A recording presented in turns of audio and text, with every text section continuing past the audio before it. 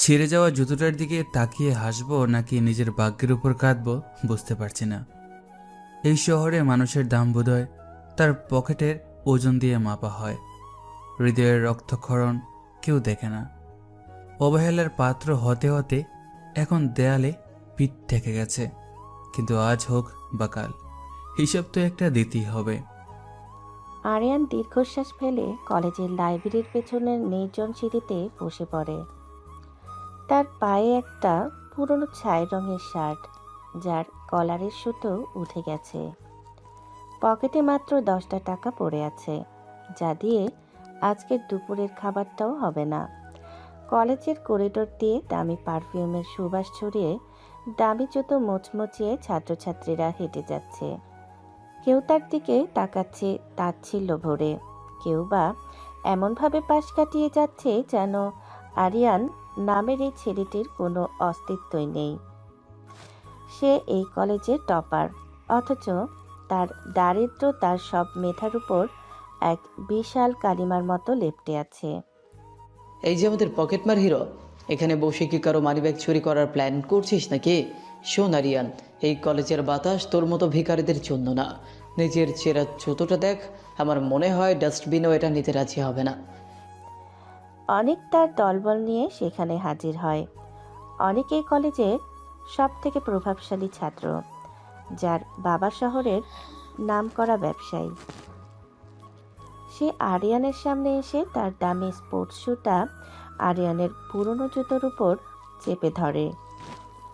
আরিয়ান মাথা নিচু করে থাকে, কিন্তু তার হাত দুটো মুষ্টিবদ্ধ হয়ে যায়।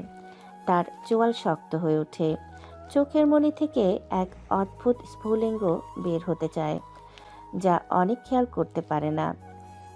কিরে, মুখ দিয়ে কথা বের হচ্ছে না? কাল আমার বাড়িতে একটা বড় গেট টুগেদার আছে, তুই যাস, তবে গেস্ট হিসেবে না। ওখানে সার্ভ করার জন্য লোক লাগবে, তোকে কিছু বকশিসও দিব, তোর 1 মাসের হাত খরচ উঠে আসবে। কি বলিস বন্ধুরা? অনেকের বন্ধুরা সম্মিলিত অট্টহাসিতে ফেটে পড়ে। আরিয়ান আস্তে করে তার পা সরিয়ে নেয় এবং উঠে দাঁড়ায়। তার লম্বা গড়ন আর তীক্ষ্ণ দৃষ্টি এখন অনেকের ঠিক চোখের উপর স্থির। যদিও তার পোশাক অতি সাধারণ, কিন্তু তার দাঁড়ানোর ভঙ্গি এখন আর কোনো অসহায় ছেলের মতো নয়। এক মুহূর্তের জন্য অনেক যেন আরিয়ানের চোখের ওই তীব্রতায় কিছুটা কুঁকড়ে যায়। সময় আর সমুদ্রের ঢেউ কারোর জন্য অপেক্ষা করে না অনেক। আজ তুমি শিকড়ে আছো বলে ভাবছো আকাশটা তোমার হাতের মুঠোয়, কিন্তু মনে রেখো উপর থেকে নিচে পড়ার শব্দটা বড় ভয়াবহ হয়। আমাকে নিয়ে ভাবা বন্ধ করো, নিজের দিনগুলোর কথা চিন্তা করো। তোর এত বড় সাহস আমার সামনে দাঁড়িয়ে কেন দিচ্ছিস? জানিস আমি চাইলে 1 মিনিটে তোর নাম এই কলেজ থেকে মুছে দিতে পারি। অনেক রাগে আরিয়ানের কলার চেপে ধরতে যায়। ঠিক সেই মুহূর্তে আরিয়ানের পকেটে থাকা পুরনো ভেঙে যাওয়া ফোনটি ভাইব্রেট করে ওঠে। ফোনটির স্ক্রিন ফাটা হলেও সেখানে একটি কনক্রিন্টেড নোটিফিকেশন জলজল করে ওঠে, যা কেবল আরিয়ানের চোখেই পড়ে। সেখানে কোনো নাম নেই, শুধু একটা কোড ল্যাঙ্গুয়েজ। আরিয়ান আলতো করে অনেকের হাতটা সরিয়ে দেয়। তার স্পর্শে এমন এক শক্তি ছিল যে অনেক কয়েক পা পিছিয়ে যেতে বাধ্য হয়। হাতটা সামলে রেখো অনেক। কিছু জিনিস একবার ভেঙে গেলে আর জোড়া লাগানো যায় না, সেটা মানুষের কলার হোক বা কারো সম্মান। আজ ক্লাস করার মুড নেই আমার। আরিয়ান ধীর পায়ে সিঁড়ি দিয়ে নেমে কলেজের মেন গেটের দিকে হাঁটতে থাকে। চারপাশ থেকে ফিসফাস ভেসে আসছে। কেউ বলছে আরিয়ান আজ বেশি বলে ফেলেছে, কেউ বলছে ওর কপালে অনেক দুঃখ আছে। আরিয়ান গেটের বাইরে এসে একটা জীর্ণ চায়ের দোকানের সামনে দাঁড়ায়। দোকানদার তাকে অবজ্ঞা করে অন্য বড়লোকদের চা দিতে ব্যস্ত। আরিয়ান তার পুরনো ফোনটা বের করে একটি নির্দিষ্ট নাম্বারে মেসেজ পাঠায়, কাজ শুরু করো। কিন্তু ছায়া যেন কেউ দেখতে না পায়। কিছুক্ষণ পরেই কলেজের গেটের সামনে দিয়ে কয়েকটা কালো রঙের এসডি প্রচণ্ড গতিতে পার হয়ে যায়। গাড়িগুলোর উইন্ডো গ্লাস কালো কাপড়ে ঢাকা। কলেজের ছাত্রছাত্রীরা হাঁ করে সেই কনভয় দেখছিল। অনেকেও বারান্দা থেকে তাকিয়ে ভাবছিল এই শহরে এত বড় ভিআইপি কে এলো? কেউ জানতো না ওই গাড়িগুলোর অদৃশ্য রিমোট কন্ট্রোল এখন আরিয়ানের পকেটে থাকা ওই ফাটা ফোনের সিগন্যালে চলছে। আরিয়ান রাস্তার ওপাশে গিয়ে দাঁড়ায়। তার চেহারায় এক রহস্যময় হাসি। সে যেন এক নিপুণ দাবারু যে তার প্রথম চালটা দিয়ে ফেলেছে। খেলা তো কেবল শুরু হলো। যারা আজ আমাকে নিচে নামানোর চেষ্টা করলো তাদের জন্য উপর থেকে পড়ার মঞ্চটা আমি নিজেই তৈরি করব। পরিচয়টা না হয় এখন রহস্যই থাকুক। আরিয়ান জনসমুদ্রে মিশে যায়। পেছনে পড়ে থাকে তার অবহেলিত অতীত, তার সামনে পড়ে আছে এক বিশাল সাম্রাজ্য যার চূড়ায় বসার জন্য সে দীর্ঘ সময় ধরে অপেক্ষা করেছে। এই শহরের কেউ কল্পনাও করতে পারছে না যে যাকে তারা আজ তুচ্ছ করে তাড়িয়ে দিল, কাল সকালে তার নাম শুনলেই পুরো শহর থমকে দাঁড়াবে। পরের দিন সকালে যখন সূর্য ওঠে তখন কলেজের গেটের সামনে অন্য দিনের চেয়ে অনেক বেশি ভিড়। সবার হাতে থাকা স্মার্টফোনে একটি ব্রেকিং নিউজ বিদ্যুতের মতো ছড়িয়ে পড়েছে। শহরের সবথেকে বড় এবং কয়েক হাজার কোটি টাকার প্রজেক্ট রয়্যাল হারাইজন সিটি রাতারাতি এক রহস্যময় বিদেশি ইনভেস্টমেন্ট ফার্ম কিনে নিয়েছে। সাধারণ মানুষের কাছে এটা কেবল একটা ব্যবসা হলেও এই শহরের প্রভাবশালী মহলে রীতিমতো ভূমিকম্প শুরু হয়ে গেছে। আরিয়ান যখন কলেজের গেট দিয়ে ঢুকছে তখন তার কানেও এই গুঞ্জন আসছে, কিন্তু তার চেহারায় কোনো ভাবান্তর নেই। সে পুরনো নীল শার্ট, কাঁধে ঝোলানো একপাশে ছিঁড়ে যাওয়া ব্যাগ আর হাতে এক গাদা লাইব্রেরির বই। মানুষের মেঘি ব্যস্ততা দেখতে মন্দ লাগে না। যারা কাল পর্যন্ত অন্য চিন্তায় বিভোর ছিল আজ তারা এক অদৃশ্য শক্তির পেছনে চড়ছে। রহস্য যত গভীর হয় মানুষের কৌতূহল তত বাড়ে। আমার পরিচয়টা না হয় এই ধুলোবালির নিচে চাপা পড়ে থাকুক আরও কিছুক্ষণ। তাসের ঘর ভাঙার শব্দটা যত নিঃশব্দে হয় তার আঘাত ততটাই মারাত্মক হয়। আরিয়ান ক্লাসের এক কোণে গিয়ে বসে।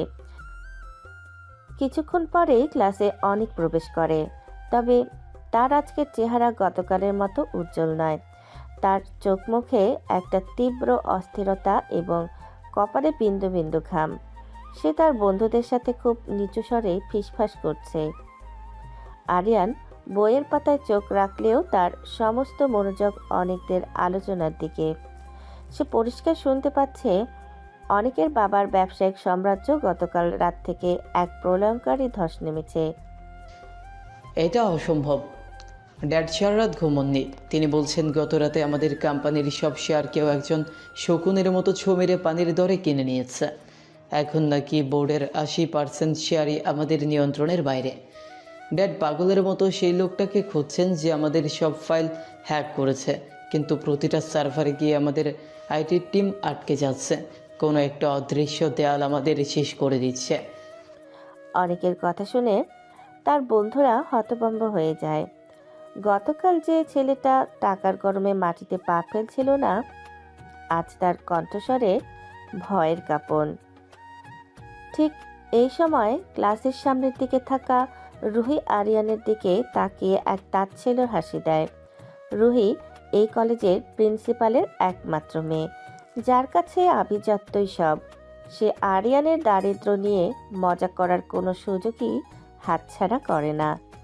কিরে আরিয়ান, তুই তো আবার ফিন্যান্সার, ইকোনমিক্স গোল্ড মেডেলিস্ট। বলতো হঠাৎ করে কারো সাজানো সাম্রাজ্য কিভাবে ধুলোয় মিশে যেতে পারে? নাকি অনেকদের মতো মানুষদের পতনটা উপরওয়ালা আগে থেকেই লিখে রাখেন? তোকে দেখে তো মনে হচ্ছে তুই খুব খুশি হয়েছিস। আরিয়ান ধীর স্থিরভাবে মাথা উঁচু করে রুহির চোখের দিকে তাকায়। তার সে শান্ত কিন্তু তীক্ষ্ণ দৃষ্টি দেখে রুহি মুহূর্তের জন্য থমকে যায়। আরিয়ান চোখে আজ এমন এক আভিজাত্য আর আত্মবিশ্বাস ফুটে উঠেছে যা তার জীর্ণ সাধারণ পোশাকের সাথে কোনোভাবেই মেলে না। মনে হচ্ছে কোনো এক ছদ্মবেশী সম্রাট এই নরকের মাঝে রাজত্ব করছে। রুহি, সাম্রাজ্য কেবল তাদেরই ঠেকে যারা সেটা ধরে রাখার মতো বিনয় আর যোগ্যতা রাখে। বালির বাঁধ দিয়ে যেমন উত্তাল সমুদ্র আটকানো যায় না, তেমন শুধু অহংকার দিয়ে সিংহাসন রক্ষা করা যায় না। পতনটা যখন শুরু হয় তখন সেটা কোনো আগাম নোটিশ দিয়ে আসে না। আর সবচেয়ে বড় কথা, কার পতন কখন হবে সেটা কেবল সময় আর সঠিক চালেই নির্ধারিত হয়। তোর কথাগুলো আজকাল বড় বেশি ধারালো আর রহস্যময় হয়ে যাচ্ছে। মনে রাখিস, তুই কেবল এই কলেজের এক করুণার পাত্র।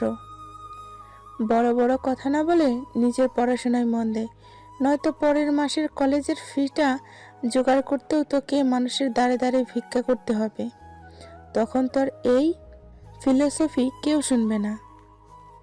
রুহির কথায় ক্লাসের সবাই হো হো করে হেসে ওঠে। আরিয়ান এবারও কোনো পাল্টা জবাব দেয় না। সে শুধু তার পকেট থেকে সেই স্ক্রিন ফাটা ফোনটা বের করে এক পলক দেখে নেয়। ফোনের গোপন এনক্রিপ্টেড অ্যাপে একটা লাল রঙের সংকেত জ্বলছে। Operation royal horizon successful. Target 2 এখন আপনার ইশারার অপেক্ষায়। আরিয়ান জানতো এই সংকেতের অর্থ হলো অনেকদের পরিবারের শেষ সম্বলটুকুও এখন তার হাতের মুঠোয়। ক্লাসের মাঝখানে হঠাৎ কলেজের বড় লাউডস্পিকারে প্রিন্সিপালের গম্ভীর কণ্ঠস্বর শোনা যায়। ঘোষণা করা হয় যে কলেজের প্রধান ডোনার হিসাবে এক নতুন রহস্যময় ব্যক্তি যুক্ত হয়েছেন এবং তিনি আজই কলেজে পরিদর্শনে আসতে পারেন। কে এই নতুন ডোনার? ড্যাড বলছিলেন এই কলেজের সিংহভাগ শেয়ারও নাকি সেই ব্ল্যাকস্টোন ইনভেস্টমেন্ট গ্রুপ কিনে নিয়েছে। রুহি, তোমার বাবা তো প্রিন্সিপাল, তিনি কি কিছু বলেননি? আমাদের তো এখন পথে বসার দশা। রুহিও প্রচণ্ড চিন্তিত হয়ে পড়ে। সে লক্ষ্য করেছে তার বাবা অর্থাৎ প্রিন্সিপাল সকাল থেকে বারবার ঘড়ি দেখছেন এবং ভয়ে নীল হয়ে আছেন। একটু পরে নির্দেশ আসে যে সব ছাত্রছাত্রীকে জরুরি ভিত্তিতে কলেজের অডিটোরিয়ামে জমা হতে হবে। আরিয়ান ধীরস্থিরভাবে তার পুরনো বইগুলো ব্যাগে গুছিয়ে নেয়। তার ঠোঁটের কোণে একটা রহস্যময় বাঁকা হাসি ফুটে ওঠে, যা ওই ভিড়ের মধ্যে কেউ খেয়াল করার প্রয়োজন মনে করেনি। খেলাটা এবার বাইরের জগৎ থেকে সরাসরি এই 4 দেওয়ালের ভিতরে ঢুকে পড়েছে। মঞ্চ প্রস্তুত, খুশিলাভরা কাঁপছে, এখন শুধু পর্দা ওঠার অপেক্ষা। কিন্তু মূল নায়ককে তা জানতে হলে এদের আরও অনেক বিনিদ্র রাত কাটাতে হবে। অডিটোরিয়ামে যাওয়ার পথে অনেকের এক বন্ধু আরিয়ানকে ইচ্ছা করে ধাক্কা দিয়ে সরিয়ে দেয়। তারা সবাই হুড়োহুড়ি করে সামনের সিট দখল করতে দৌড়াচ্ছে, যাতে সেই ক্ষমতাশালী বিলিয়নিয়ারকে এক পলক দেখা যায়। আরিয়ান সবার শেষে নিভৃতে হাঁটছে, কিন্তু তার মধ্যে কোনো অস্থিরতা নেই। সে জানে এই নাটকের পরিচালক সে নিজেই। অডিটোরিয়ামে ঢোকার পর দেখা যায় পুরো হল রুম ফুলে ফুলে সাজানো। প্রিন্সিপাল নিজে দরজায় দাঁড়িয়ে ঘামছেন। মঞ্চে একটা বিশাল রাজকীয় সিংহাসনের মতো চেয়ার রাখা হয়েছে, যার উপরে সোনার হরফে লেখা দ্য আলটিমেট ইনভেস্টর। এই দেখ আরিয়ান, এইটাকে বলে সত্যিকারের পাওয়ার। তুই 7 জনম তপস্যা করলেও এই চেয়ারটার কাছে যাওয়ার যোগ্যতা পাবে না। যখন ওই লোকটা এই হলে ঢুকবে তখন তোকে বুঝতে হবে যে দুনিয়াটা মেধায় নয়, টাকার জোরে চলে। তুই শুধু দেখে যা আমাদের মতো মানুষেরা কিভাবে শাসন করে। আরিয়ান অনেকের দিকে তাকিয়ে এক অদ্ভুত ম্লান হাসি হাসে। সেই হাসিতে কোনো রাগ ছিল না, ছিল এক গভীর করুণা। ঠিক সেই মুহূর্তে হলের বাইরে 10-12টি কালো রঙের বুলেট প্রুফ ক্যাডিলাফ এসে থামার শব্দ পাওয়া যায়। কয়েক ডজন ব্ল্যাক স্যুট পরা বডিগার্ড পুরো অডিটোরিয়াম ঘিরে ফেলে। গম্ভীর পদশব্দে বুট জুতো পরার আওয়াজ অডিটোরিয়ামের ভেতরে প্রতিধ্বনিত হতে থাকে। সবার হৃদস্পন্দন যেন কয়েক মুহূর্তের জন্য থেমে যায়। একজন অত্যন্ত মার্জিত পোশাক পরা মধ্যবয়স্ক লোক মঞ্চে উঠে এসে মাইক্রোফোনের সামনে দাঁড়ান। আপনারা যার জন্য অধীর আগ্রহে অপেক্ষা করছেন, তিনি আজকে শারীরিকভাবে উপস্থিত থাকলেও আপনাদের সামনে নিজের পরিচয় উন্মোচন করতে ইচ্ছুক নন। তবে তিনি এই কলেজের জন্য 100 কোটি টাকার একটি বিশেষ ফান্ড ঘোষণা করেছেন। তার প্রথম এবং প্রধান আদেশ হলো, কাজ থেকে এই প্রতিষ্ঠানের টাকার অহংকার চলবে না। যারা মেধাবী কিন্তু অবহেলিত, তারাই হবে এই কলেজের ভিআইপি। আর অনিক এবং তার বন্ধুদের মতো যারা বিশৃঙ্খল সৃষ্টি করেছে তাদের স্কলারশিপ এবং সব সুবিধা আপাতত স্থগিত করা হলো। পুরো অডিটোরিয়ামের পিনপতন নীরবতা নেমে আসে। অনিক আর রুহি একে অপরের দিকে ফ্যাকাশে মুখে তাকিয়ে থাকে। আরিয়ান তখন অডিটোরিয়ামের সব থেকে অন্ধকার এবং পেছনের এক কোণে বসে আছে। তার ফোনটা আবার ভাইব্রেট করে ওঠে। সে কলটা রিসিভ করে এবং একদম খাদে নামা গম্ভীর স্বরে কথা বলতে শুরু করে। হ্যাঁ, আমি শুনছি। অনেকের বাবার সব ব্যক্তিগত অ্যাকাউন্ট ফ্রিজ করে ব্যবস্থা করো। আমি চাই তারা ফুটপাতে নামার আগে প্রতিটি সেকেন্ডের অপমান হাড়ে মজ্জায় টের পাক। আর প্রিন্সিপালকে বলে দাও, যদি সেই নতুন নিয়ম মানতে ব্যর্থ হয় তবে কাল সকালেই তার পদত্যাগ যেন আমার টেবিলে থাকে। কাজ শেষ করে আমাকে রিপোর্ট করো। কলটা শেষ করে আরিয়ান নিঃশব্দে উঠে দাঁড়ায়। সে পেছনের দরজা দিয়ে অডিটোরিয়ামের থেকে বেরিয়ে খোলা আকাশের নিচে আসে। ঝকঝকে রোদে তার সাধারণ পোশাকটা যেন আজ অনেক বেশি দামি মনে হচ্ছে। সে জানে খুব শীঘ্রই এই শহর কাঁপিয়ে তার আসল নাম ঘোষণা করা হবে। কিন্তু সেই দিনটি আসার আগে সে এই বিষাক্ত মানুষদের আরও কিছুটা সময় নিজের হাতের পুতুল বানিয়ে নাচাতে চায়। অডিটোরিয়ামের সেই গুমট পরিবেশ থেকে বেরিয়ে আরিয়ান যখন কলেজের নির্জন করিডোর দিয়ে হাঁটছিল, তখন তার চারপাশের বাতাস যেন এক অন্যরকম ভারী হয়ে উঠছিল। অনেক আর নীলার সাজানো জগৎটা তাসের ঘরের মতো ভেঙে পড়ার শব্দ সে স্পষ্ট শুনতে পাচ্ছে। হঠাৎ করে করিডোর দিয়ে প্রিন্সিপালের ব্যক্তিগত সহকারী হন্তদন্ত হয়ে দৌড়ে আসে। তার কপালে ঘাম আর চোখে এক অজানা আতঙ্ক। সে প্রতিটি ছাত্রের মুখের দিকে তাকাচ্ছে, যেন কাউকে হন্য হয়ে খুঁজেছে।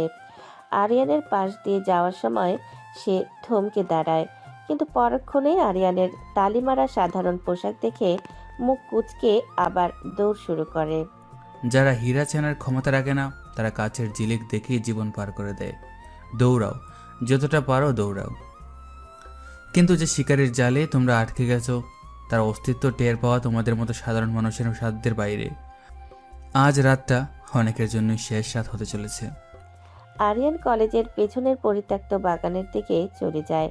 সেখানে একটা পুরনো ভাঙা বেঞ্চ আছে, যেখানে সচরাচর কেউ আসে না।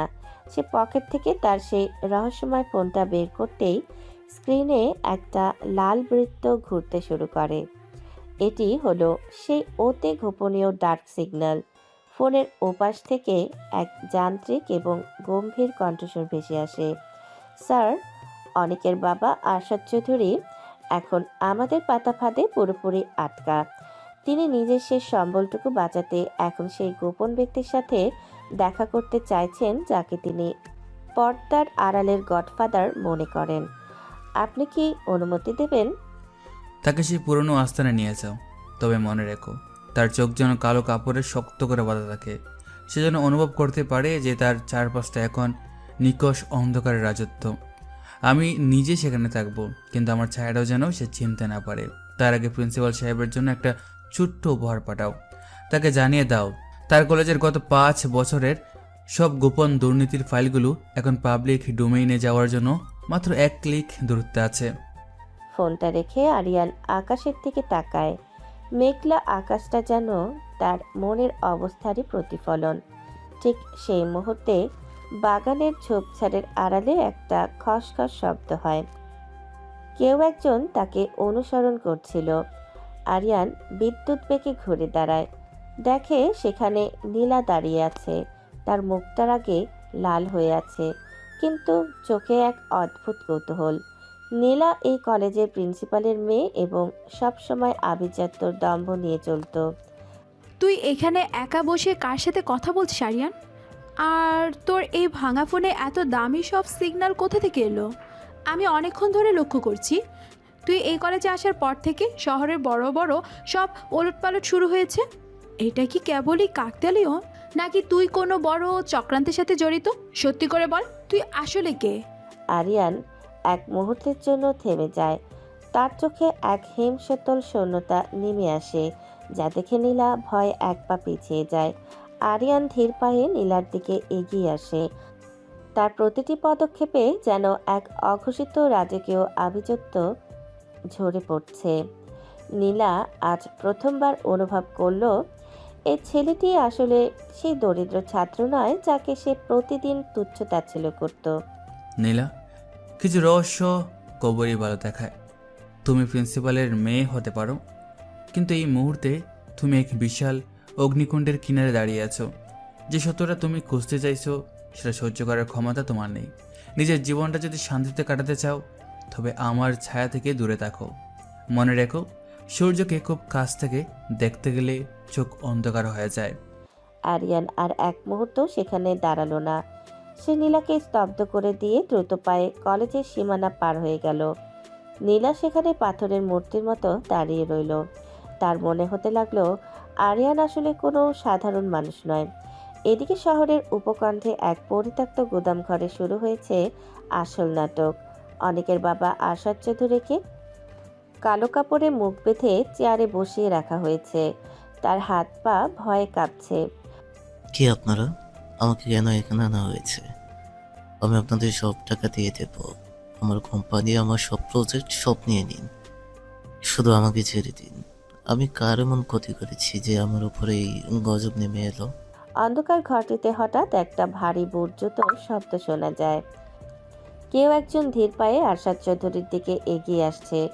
পুরো ঘরটা নিকষ কালো অন্ধকার, শুধু একটা লাল লেজার লাইট আরশাদ চৌধুরীর বুকের উপর স্থির হয়ে আছে। আরিয়ান ছদ্মবেশে অন্ধকার কোণে দাঁড়িয়ে আছে। তার কণ্ঠস্বর একটি হাইটেক ভয়েস চেঞ্জারের মাধ্যমে এক গম্ভীর স্বরে পরিবর্তিত হয়ে পুরো ঘরে প্রতিধ্বনিত হচ্ছে। আরশাদ চৌধুরী, আপনি ভাবছেন আপনি কারো ক্ষতি করেননি?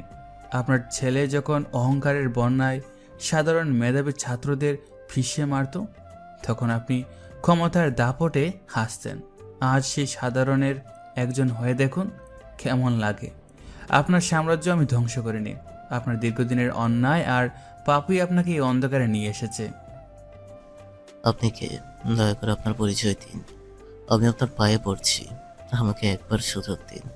আমার সব শেয়ার তো আপনারা নিয়ে নিয়েছেন, এখন আর কি চান আমার কাছে? আরিয়ান কোনো উত্তর দেয় না।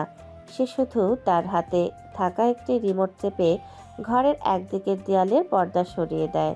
সেখানে বিশাল সব স্ক্রিনে আরশাদ চৌধুরীর জীবনের সব কালো অধ্যায়, ট্যাক্স চুরি থেকে শুরু করে সাধারণ মানুষের জমি দখলের প্রমাণগুলো স্লাইড শোর মতো চলছে। আরশাদ চৌধুরীর চোখ ছানাবড়া হয়ে যায়। সে বুঝতে পারে সে কোনো সাধারণ ব্যবসায়িক প্রতিদ্বন্দ্বীর পাল্লায় পড়েনি। সে এমন একজনের হাতে পড়েছে যার শক্তি অকল্পনীয়। আজ রাত 12টা, ঠিক 12টার সময় আপনার এই সব গোপন তথ্য পুলিশের হেডকোয়ার্টারে চলে যাবে। যদি আপনি নিজেকে বাঁচাতে চান তবে আগামী 1 ঘন্টার মধ্যে আপনাকে এমন একজনের কাছে ক্ষমা চাইতে হবে যার জীবন আপনি এবং আপনার ছেলে অতিষ্ঠ করে তুলেছেন। মনে রাখবেন, গড়ির কাঁটা কিন্তু থেমে নেই। আরিয়ান দ্রুত সেখান থেকে বেরিয়ে আসে। বাইরে তার জন্য একটা সাধারণ পুরনো বাইক রাখা আছে। সে যখন বাইকটা স্টার্ট দিচ্ছে তখন তার ফোনের স্ক্রিনে একটা ভিডিও কল আসে। কলটা রিসিভ করতেই দেখা যায় মধ্যপ্রাচ্যের এক বিশাল তেল কোম্পানির প্রধান তাকে অত্যন্ত শ্রদ্ধার সাথে সেলুট দিচ্ছে। কাজটা কি ঠিকঠাক হচ্ছে? মনে রেখো, আমি চাই না এই শহরের কেউ জানুক যে রয়্যাল হরাইজন সিটির আসল মালিক এখন এই শহরের এক অবহেলিত ছাত্রের রূপ ধরে ঘুরে বেড়াচ্ছে। আর হ্যাঁ, কলেজের প্রিন্সিপালের উপর নজর বাড়াও। ওর পতনটা আমি নিজে সবার সামনে দেখতে চাই। আরিয়ান বাইক নিয়ে দ্রুত বেগে অন্ধকারের মধ্যে মিলিয়ে যায়। কিন্তু ঠিক সেই সময় কলেজের গেটে নীলা একটি ডিজিটাল চিপ খুঁজে পায় যা আরিয়ানের পক্ষ থেকে পড়ে গিয়েছিল। চিপটা তার ফোনে ইনসার্ট করতেই নীলার সারা শরীর হিম হয়ে যায়। সেখানে একটা অডিও ফাইল বাজতে শুরু করে যাতে আরিয়ানের কণ্ঠস্বর শোনা যাচ্ছে। কাল সকালে যখন সূর্য উঠবে তখন এই শহরের মানচিত্র বদলে যাবে। যারা আজ আমাকে নিচে নামাতে চেয়েছে তারা কাল আমার পায়ের ধুলো হওয়ার যোগ্যও থাকবে না। নীলা বুঝতে পারে না সে কি এই কথা তার বাবাকে বলবে নাকি নিজের অস্তিত্ব বাঁচাতে আরিয়ানের সামনে গিয়ে আত্মসমর্পণ করবে। ঘড়ির কাঁটায় রাত 11টা বেজে 30 মিনিট। পুরো শহর যখন ঘুমের প্রস্তুতি নিচ্ছে, আরিয়ান তখন শহরের সবথেকে উঁচু পাহাড়ের ওপর তার কালো বাইকটা থামিয়ে নিচে জ্বলজ্বল করতে থাকা শহরটার দিকে তাকিয়ে আছে। তার গায়ে এখন আর সেই তালিমারা শার্ট নেই, বরং এক দামি কালো লেদার জ্যাকেট আর চোখে ডার্ক মোড সানগ্লাস। তার চেহারায় এখন অবর্ণনীয় গাম্ভীর্য এবং রাজকীয় জেদ। ফোনের স্ক্রিনে একটা কাউন্টডাউন চলছে, আর মাত্র 30 মিনিট। যারা ভেবেছিল ধুলাবালি দিয়ে হীরাকে দেখা রাখা যায়, তারা আজ দেখবে অন্ধকার থেকে কীভাবে সূর্য উদয় হয়। শহরটা আজ শান্ত মনে হচ্ছে, কিন্তু আধ ঘন্টা পর প্রতিটি অলিতে গলিতে আমার নাম প্রতিধ্বনিত হবে। আরশাদ চৌধুরী, তোমার শেষ সম্বলটুকু বাঁচানোর লড়াই এখন শুরু। ঠিক সেই সময় আরিয়ানের ফোনে একটি নোটিফিকেশন আসে। নীলা তাকে অত্যন্ত 10 বার কল করার চেষ্টা করেছে। আরিয়ান একটা দীর্ঘশ্বাস ফেলে কলটা রিসিভ করে। ওপাশ থেকে নীলার ভীত এবং কান্নাসিক্ত কণ্ঠস্বর ভেসে আসে। নীলা এখন আর সেই দাম্ভিক প্রিন্সিপালের মেয়ে নয়, বরং এক অসহায় মেয়ে যে বুঝতে পেরেছে সে আগ্নেয়গিরির ওপর দাঁড়িয়ে আছে। আরিয়ান প্লিজ ফোনটা কেটো না, আমি সব জেনে গেছি। ওই ডিজিটাল চিপে যা আছে তা যদি সত্যি হয়, তবে আমার বাবা আর অনেকদের পরিবার শেষ হয়ে যাবে। আমি তোমার বাড়ির সামনে দাঁড়িয়ে আছি, কিন্তু এখানে তো কেউ নেই। তুমি কোথায়? আমি তোমার কাছে ক্ষমা চাইছি, প্লিজ আমার বাবাকে বাঁচাও। নীলা, ক্ষমা চাওয়ার সুযোগটা তোমরা অনেক আগেই পার করে এসেছো। যখন আমাকে ক্লাসের সামনে অপমান করেছিলে, যখন আমার দারিদ্র্য নিয়ে রসিকতা করেছিলে, তখন কি একবার ভেবেছিলে এই খেত ছেলেটি তোমাদের পুরো জগৎটা 1 সেকেন্ডে ওলটপালট করে দিতে পারে? তোমার বাবা যা করেছেন তার মাসুল তাকে দিতেই হবে। আমার কাছে আবেগ আর অশ্রুর কোনো দাম নেই, এখানে কেবল হিসাব চলে। আরিয়ান ফোনটা কেটে দেয়, তার কণ্ঠে এক অদ্ভুত শীতলতা। সে জানে নীলা এখন ভেঙে পড়েছে, কিন্তু তার লক্ষ্য আরও বড়। ঠিক এই মুহূর্তে গুদামঘরের সিসিটিভি ফুটেজ তার চশমার স্ক্রিনে ভেসে ওঠে। দেখা যাচ্ছে আশাদ চৌধুরী পাগলের মতো হাত পা ছুটছেন এবং কাঁদছেন। আরিয়ান তার বাইকটা স্টার্ট দেয়। ইঞ্জিনের গর্জন পাহাড়ের নির্জনতা চিরে দেয়। 15 মিনিটের মধ্যে সে গুদামঘরের সামনে পৌঁছায়। তবে এবার সে আর ছদ্মবেশে নয়, সরাসরি ভেতরে ঢোকার সিদ্ধান্ত নেয়, কিন্তু মুখটা মাস্কে ঢাকা। দরজাটা খুলো। শিয়াল যখন খাঁচায় বন্দি হয়, তখন সিংহকে তার সামনে গিয়ে দাঁড়িয়ে দাপট দেখাতে হয় না, শুধু নিঃশ্বাসের শব্দ যথেষ্ট। আরিয়ান ভেতরে ঢুকতেই আশাদ চৌধুরী চিৎকার করে ওঠেন। ঘরের আলো এখন আগের চেয়ে অনেক বেশি তীব্র। আরিয়ান তার রাজকীয় ভঙ্গিতে আশাদ চৌধুরীর সামনের চেয়ারে পা তুলে বসে। তার বসার ভঙ্গি, তার হাতের মুষ্টি বলে দিচ্ছে সে এই মুহূর্তে আসল মালিক। কি আপনি? আপনার আওয়াজটা কেন জানি চেনা লাগছে। আপনি কি সেই ইনভেস্টর? দয়া করে আমাকে ছেড়ে দিন। আমি নীলার নামে থাকা সব সম্পত্তি আপনার নামে লিখে দেব। আমি পুলিশকে কিছু বলবো না। সম্পত্তি? আপনার সেই সম্পত্তি তো আমার পকেটের খুচরো পয়সার সমানও নয়। আমি আপনার কাছ থেকে টাকা চাই না আরশাদ সাহেব। আমি চাইছিলাম আপনার ধম্পটা মাটির সাথে মিশিয়ে দিতে। মনে আছে সেই ছেলেটির কথা, যাকে আপনার ছেলে অনেক মাঝ রাস্তায় অপমান করেছিল, আর আপনি ক্ষমতার জোরে মামলাটা দামাচাপা দিয়েছিলেন? আজ সেই ছেলেটির চোখের প্রতিটা ফোঁটা জলের হিসাব আমি নেব। আরিয়ান পকেট থেকে একটা পুরনো সোনালী মেডেল বের করে আরশাদ চৌধুরীর সামনের টেবিলের উপর রাখে। মেডেলটা দেখে আরশাদ চৌধুরীর চোখ কপালে ওঠে। এটি ছিল একটি আন্তর্জাতিক সম্মাননা, যা কয়েক বছর আগে এক মেধাবী ছাত্রের কাছ থেকে অন্যায়ভাবে কেড়ে নেওয়া হয়েছিল। আশাদ চৌধুরী বুঝতে পারেন তার সামনে দাঁড়িয়ে থাকা এই যুবকটি কোনো সাধারণ প্রতিশোধ নিতে আসেনি। সে এসেছে তার কেড়ে নেওয়া সম্মান ফিরে পেতে। তুমি কি সেই আরিয়ান? এটা অসম্ভব। তুমি তো একজন অতি সাধারণ। সাধারণ? হ্যাঁ, আমি সাধারণ ছিলাম বলেই তোমরা আমাকে পিষে মারতে চেয়েছিলে। কিন্তু মনে রেখো, সাধারণ মানুষ যখন ঘুরে দাঁড়ায়, তখন তোমাদের মতো অসাধারণের ইতিহাস মুছে যায়। রাত 12টা বাজতে আর মাত্র 3 মিনিট। আপনার মোবাইলে একটা লিংক যাবে, সেখানে ক্লিক করলে আপনার সব কুকীর্তি ডিলিট হয়ে যাবে, কিন্তু তার বিনিময়ে আপনাকে একটা কাজ করতে হবে। আশাদ চৌধুরী কাঁপা কাঁপা হাতে ফোনের দিকে তাকান। আরিয়ান তার মাস্কটা একটু আলগা করে, কিন্তু পুরোপুরি মুখ দেখায় না। তার চোখে সেই তীব্র তেজ আশাদ চৌধুরী সহ্য করতে পারছে না। কাল সকালে আপনি নিজে প্রেস কনফারেন্স করবেন এবং স্বীকার করবেন যে আপনি এই কলেজের ফান্ডে টাকা আত্মসাৎ করেছেন, আর আপনার ছেলে অনিককে নিজের হাতে পুলিশের হাতে তুলে দেবেন। যদি আপনি এটা না করেন তবে কালকের সূর্য আপনার জেলখানার ভিতরে উঠবে। সিদ্ধান্ত আপনার। আরিয়ান আর এক মুহূর্তও দাঁড়ালো না। সে ঝড়ের গতিতে ঘর থেকে বেরিয়ে আসে। বাইরে তখন কয়েকটা ব্ল্যাক কমান্ডো জিপ তাকে সেলুট দিয়ে ঘিরে ধরে। আরিয়ান বাইকে ওঠার আগে আকাশের দিকে তাকিয়ে এক রহস্যময় হাসি হাসে।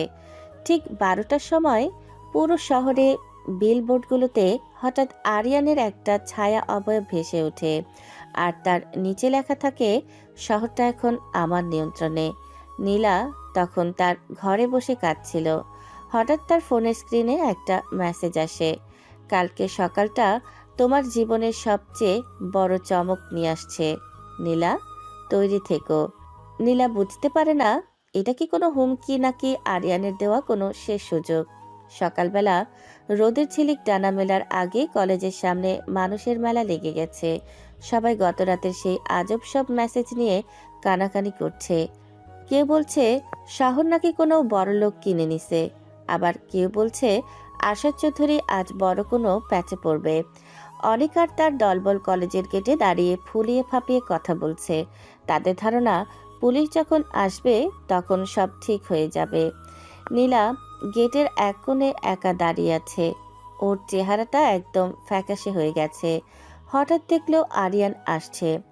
আরিয়ান, তুমি এখনো এই অবস্থায়? তুমি জানো কাল রাত থেকে কি হচ্ছে? আমি তোমার জন্য কত জায়গায় খুঁজেছি। তুমি কেন এখনো এই ছেঁড়া শার্ট আর পুরনো প্যান্ট পরে আছো? প্লিজ আরিয়ান, এবার অন্তত তোমার আসল রূপটা সবার সামনে আনো।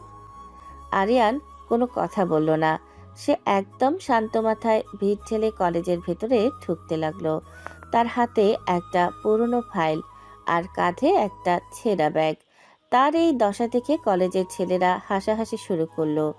অনেক তখন পুলিশের বড় কর্তাদের সাথে হাত মেলাচ্ছিল। আরিয়ানকে দেখেই সে একটা কুৎসিত হাসি দিল আর পুলিশের দিকে এগিয়ে গেল। এই যে স্যার, এই সেই ভিখারি। কাল রাতে এই ছেলেটাই আমাদের ভয় দেখাইছে আর বড় বড় কথা বলছে। ওরা এখনই অ্যারেস্ট করেন। ওর পকেটে নিশ্চয়ই কোনো চুরির মাল আছে।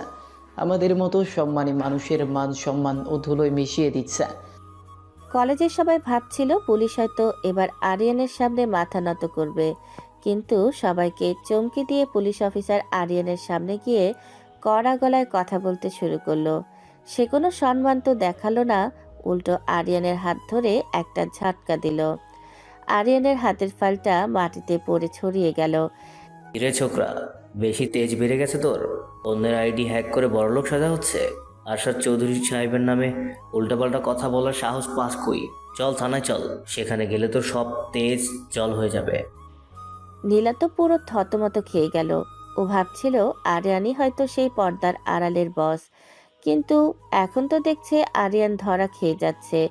কলেজের বাকিরা বলাবলি করতে লাগলো, তবে কি আরিয়ান আমাদের সবাইকে বোকা বানালো? সে কি আসলে কিছুই না? পুলিশ যখন আরিয়ানের হাতে হাতকড়া পরাতে গেল, আরিয়ান তখন হঠাৎ খুব জোরে হেসে উঠল।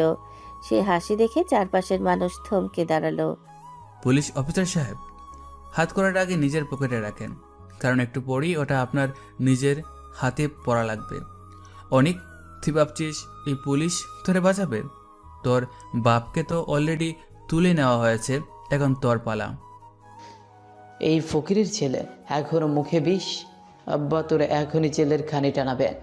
ওরে মারেন স্যার, ওর মুখটা একদম বন্ধ করে দেন। ঠিক তখনই হঠাৎ কলেজের বড় ডিজিটাল স্ক্রিনটা নিজে নিজে চালু হয়ে গেল। সেখানে একটা লাইভ ভিডিও দেখা যাচ্ছে। ভিডিওতে দেখা যাচ্ছে আশাদ চৌধুরী একটা অন্ধকার ঘরে হাঁটু গেড়ে বসে আছে, আর তার সামনে একজন মানুষ ছায়ার মতো দাঁড়িয়ে। সবাই অবাক হয়ে দেখলো ভিডিওর ওই মানুষটা আর কেউ নয়, আরিয়ান। কিন্তু তাহলে কলেজের গেটে এই পুলিশ কার সাথে কথা বলছে? এটা কি হচ্ছে? ভিডিওতে আরিয়ানকে দেখা যাচ্ছে, আবার এখানেও আরিয়ান দাঁড়িয়ে আছে। আমরা কি পাগল হয়ে গেলাম? গেটে দাঁড়িয়ে থাকা আরিয়ান তখন নিজের মুখের কাছ থেকে একটা পাতলা চামড়ার মতো মাস্ক টেনে খুলে ফেলল। দেখা গেল ওটা আসলে আরিয়ান না, অন্য কেউ। আর ঠিক সেই মুহূর্তেই কলেজের ছাদের উপর থেকে একটা হেলিকপ্টারের শব্দ পাওয়া গেল। সবাই উপরের দিকে তাকিয়ে দেখল একটা চকচকে কালো হেলিকপ্টার থেকে দড়ি দিয়ে একজন নিচে নামছে। তার পরনে দামি স্যুট, চোখে কালো চশমা আর পায়ে চকচকে দামি জুতো। সে নিচে নামার পর সবাই বুঝতে পারল এই হচ্ছে আসল আরিয়ান। চমকে গেলে তো। আসলে যারা মানুষের সাথে প্রতারণা করে তাদের সাথে এভাবেই খেলা লাগে। পুলিশ অফিসার, আপনার অ্যাকাউন্টে আজ সকালে যে 10 লাখ টাকা ঢুকেছে, ওটা তো আমি বাড়িয়েছি, কিন্তু এটা ঘুষ না, ওটা আপনার জেলের টিকিট। ওই টাকা নেওয়ার সব ভিডিও ফুটেজ এখন উপর মহলে চলে গিয়েছে। পুলিশ অফিসার তো ভয়ে কাঁপতে শুরু করলো। সে আরিয়ানের পা ধরতে গেল, কিন্তু আরিয়ান সরে দাঁড়ালো। অনেক তখন পালাতে চাইছিল, কিন্তু আরিয়ানের সাথে আসা ব্ল্যাক স্যুট পরা গার্ডরা ওকে ধরে ফেলল। আরিয়ান ধীর পায়ে নীলার সামনে এসে দাঁড়ালো। নীলা তখন ভয়ে একটা শব্দও করতে পারছে না। আরিয়ান, তুমি কি সত্যি আরিয়ান, নাকি এটাও কোনো স্বপ্ন? তুমি এত কিছু একা কিভাবে করলে? নীলা, মেয়েদের আর যে থাকলে দুনিয়া কেনা চায়। তোমরা আমাকে যে কষ্ট দিয়েছো তার বদলে আমি চাইলে তোমাদের শেষ করে দিতে পারতাম, কিন্তু আমি চেয়েছি তোমাদের এই ধম্বটা চূর্ণ করতে। আজ থেকে তোমার বাবা আর অনিকের বাবার সব সম্পত্তি সরকারিভাবে বাজেয়াপ্ত করা হলো, আর এই কলেজ, এটা এখন আমার। আজ থেকে এখানে কোনো গরিব ছেলের অপমান হবে না। কলেজের সাধারণ ছাত্রছাত্রীরা তখন হাততালি দিতে শুরু করলো। যারা আরিয়ানকে ঘৃণা করত তারা এখন লজ্জায় মুখ লুকাচ্ছে। আরিয়ান আর এক মুহূর্তও সেখানে দাঁড়ালো না। সে তার ব্যক্তিগত সহকারীর দিকে তাকিয়ে ইশারা করলো। সাথে সাথে কয়েকটা লরি এসে কলেজের ভেতরে ঢুকতে লাগলো, যেগুলোতে গরিব ছাত্রদের জন্য দামি ল্যাপটপ আর বইপত্র ছিল। আরিয়ান যখন হেলিকপ্টারে উঠে বসছিল, অনেক তখন নিচ থেকে চিৎকার করে মাফ চাচ্ছিল, কিন্তু আরিয়ান একবারও নিচে তাকালো না। সে জানে বিচার শুরু হয়ে গেছে। হেলিকপ্টারের ইঞ্জিনের প্রচণ্ড শব্দে পুরো কলেজ চত্বর কাঁপছে, ধুলোয় চারিদিক অন্ধকার হয়ে গেছে। আরিয়ান হেলিকপ্টারের দরজায় হেলান দিয়ে এক হাত পকেটে রেখে নিচে তাকিয়ে আছে। তার চোখে মুখে এখন আর সেই অবহেলিত ছেলের ছাপ নেই, বরং সেখানে এক ভয়ঙ্কর জেদ আর রাজকীয় দাপট। নীলা নিচ থেকে পাগলের মতো হাত নাড়ছে। সে কিছু বলতে চায়, কিন্তু আরিয়ানের চেহারায় কোনো দয়া নেই। সে শুধু এক পলক নীলার দিকে তাকিয়ে মুচকি হাসল। সেই হাসিতে ভালোবাসার চেয়ে তাচ্ছিল্যই বেশি ছিল। আরিয়ান, তুমি কি এইভাবেই চলে যাবে? একবার নিচে নেমে এসে কথা বলো। আমি জানি আমি ভুল করেছি, কিন্তু আমাদের পুরনো বন্ধুত্বের কি কোনো দাম নেই? প্লিজ একবার নিচে এসো। আরিয়ান নীলার কথার কোনো উত্তর দিল না। সে হেলিকপ্টারের ভেতরে থাকা তার ব্যক্তিগত সহকারীকে একটা ফাইল ইশারা করলো। সহকারী সাথে সাথে একটা বড় চামড়ার ব্যাগ হেলিকপ্টার থেকে নিচে ছুঁড়ে মারল। ব্যাগটা ঠিক নীলার পায়ের সামনে এসে পড়ল। সবাই ভাবলো হয়তো ব্যাগ ভর্তি টাকা, কিন্তু নীলা যখন কাঁপা কাঁপা হাতে ব্যাগটা খুলল, তার ভেতর থেকে বেরিয়ে এলো একটা পুরনো ডায়েরি আর একটা অদ্ভুত দেখতে রূপালি চাবি। নীলা, বন্ধুত্ব আর দয়া, এই শব্দগুলো আমার ডিকশনারি থেকে অনেক আগেই মুছে গেছে। এই ডায়েরিতে তোমার বাবার এমন কিছু সত্য আছে যা জানলে তুমি নিজেই ওনাকে পুলিশে ধরিয়ে দেবে। আর ওই ছাবিটা, ওটা এই শহরের সব থেকে সুরক্ষিত ভল্টের। ওই ভল্টে এমন একটা জিনিস আছে যা দেখার পর তুমি বুঝতে পারবে আরিয়ান আসলে কে। মনে রেখো নীলা, তুমি যাকে চিনতে সে অনেক আগেই মরে গেছে। আরিয়ান আর কথা বাড়ালো না। হেলিকপ্টার আকাশের দিকে ডানা মেলল। নীলা ডায়েরিটা হাতে নিয়ে পাথরের মতো দাঁড়িয়ে রইল। অনেকে যখন পুলিশ ভ্যানে তুলছে, সে তখন পাগলের মতো চিৎকার করছে, কিন্তু কেউ তার দিকে তাকাচ্ছে না। এদিকে আরিয়ান মাঝ আকাশে তার ফোনের একটা সিক্রেট অ্যাপ চালু করলো। সেখানে একটা গ্লোবাল ম্যাপে একটা লাল বিন্দু জ্বলজ্বল করছে। স্যার, আমরা কি সরাসরি হেডকোয়ার্টারে যাব নাকি নীলার ওপর নজর রাখব? কাউকে রেখে যাব? মেয়েটা কিন্তু আপনার জন্য ভেঙে পড়েছে। ভেঙে পড়েছে নাকি অভিনয় করছে সেটা সময় বলবে। নীলার বাবা এত সহজে হার মানার লোক না। সে জেলে বসেও চাল চালার চেষ্টা করবে। নীলার উপর নজর রাখো, তবে সেই জন্য টেরও না পায়। আমার দরকার ওই চাবিটা নীলা কখন ব্যবহার করে সেটা দেখা, কারণ ওই বল্টের ভেতর যা আছে সেটা একা খোলার ক্ষমতা নীলার নেই। ওখানে আমার বাবার খুনের আসল রহস্য লুকিয়ে আছে। আরিয়ান এই কথায় সহকারীও চমকে গেল। কেউ জানতো না যে আরিয়ানের এই বিলিয়নার হওয়ার পেছনে একটা রক্তভেজা অতীত আছে। আরিয়ান তার চশমাটা খুলে জানালার বাইরে তাকিয়ে রইল। তার চোখ দুটো এখন টকটকে লাল। এদিকে নীলা ডায়েরিটা খুলতেই প্রথম পাতায় দেখল একটা হাতে আঁকা ছবি, যেখানে একটা ছোট ছেলে আর একটা ছোট মেয়ে হাত ধরে দাঁড়িয়ে আছে। ছবির নিচে লেখা, বিশ্বাসঘাতকতার শুরু এখান থেকেই। এর মানে কি? আরিয়ান কি ছোটবেলা থেকে আমাকে চিনতো?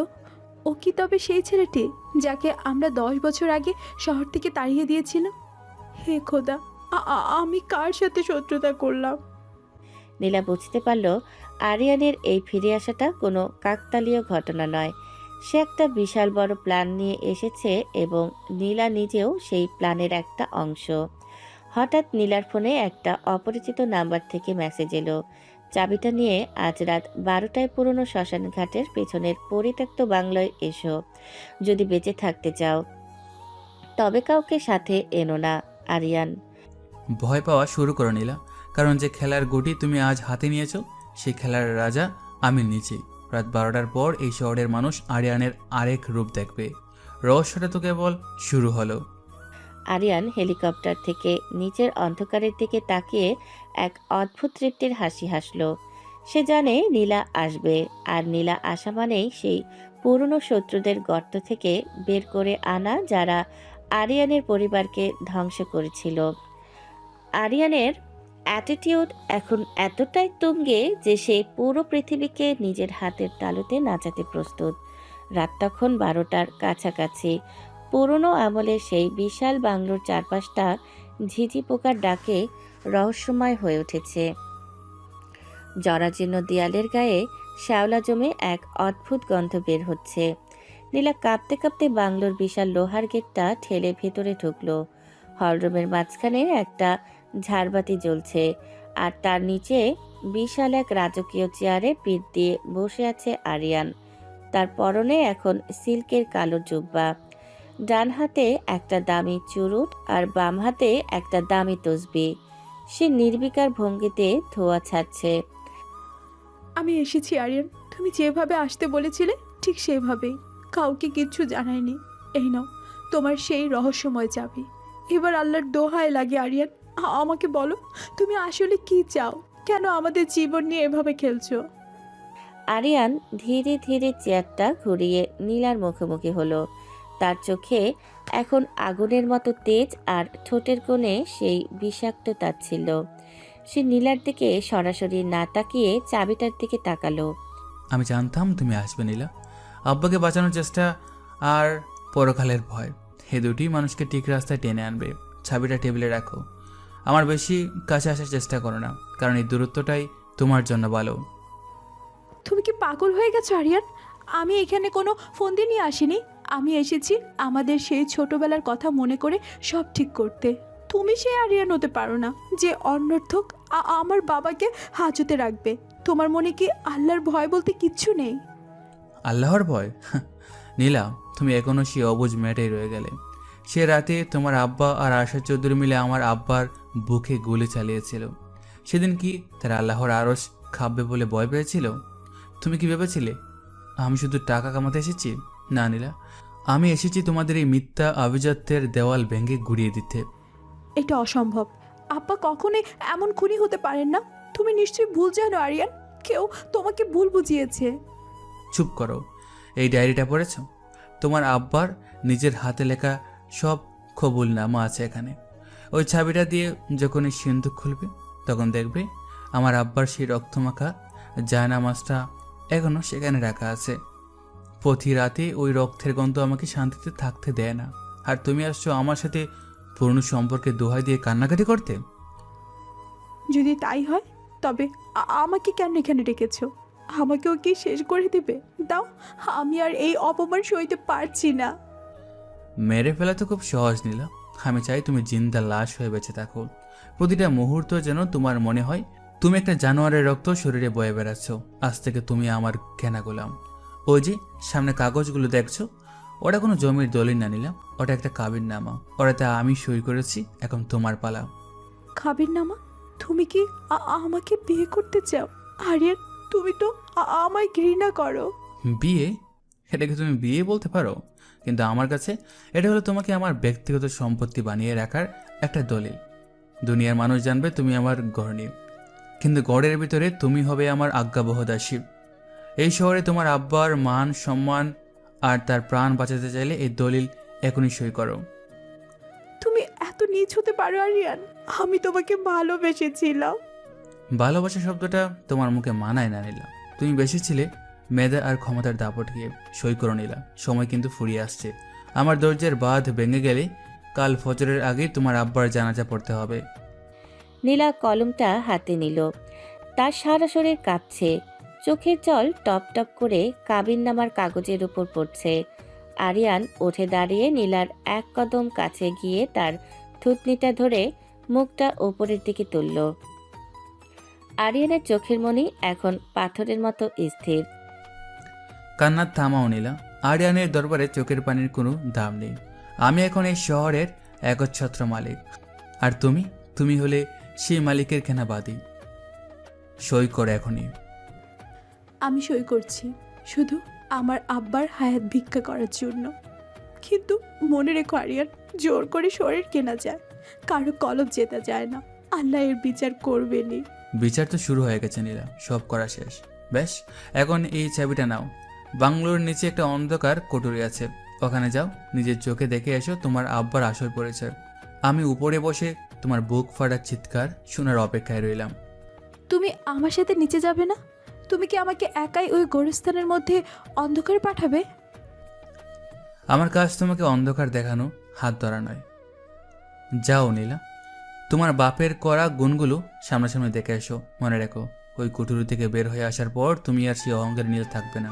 তুমি হবে আরিয়ানের ছায়া। যাও। নীলা কাঁপতে কাঁপতে সিঁড়ি দিয়ে নিচের ভূগর্ভস্থ কুঠোরের দিকে পা বাড়ালো। আরিয়ান আবার তার সেই রাজকীয় চেয়ারে গিয়ে বসলো এবং ফোনের স্ক্রিনে সিসিটিভি ফুটেজ চালু করলো। তার চোখে এখন এক পৈশাচিক বিজয় উল্লাস। সে জানে নীলা নিচ থেকে যখন ফিরে আসবে তখন তার ভেতরে আর কোনো আত্মসম্মান অবশিষ্ট থাকবে না। সে হবে এক জীবন্ত দাসী, যার মালিক শুধু আরিয়ান। নিচতলা সেই অন্ধকার কুঠুরির থেকে নীলার আত্মচিৎকার যখন উপরের হলরুমে ভেসে এলো, আরিয়ান তখন নির্বিকারভাবে তার হাতের সোনার তসবি গুনছে।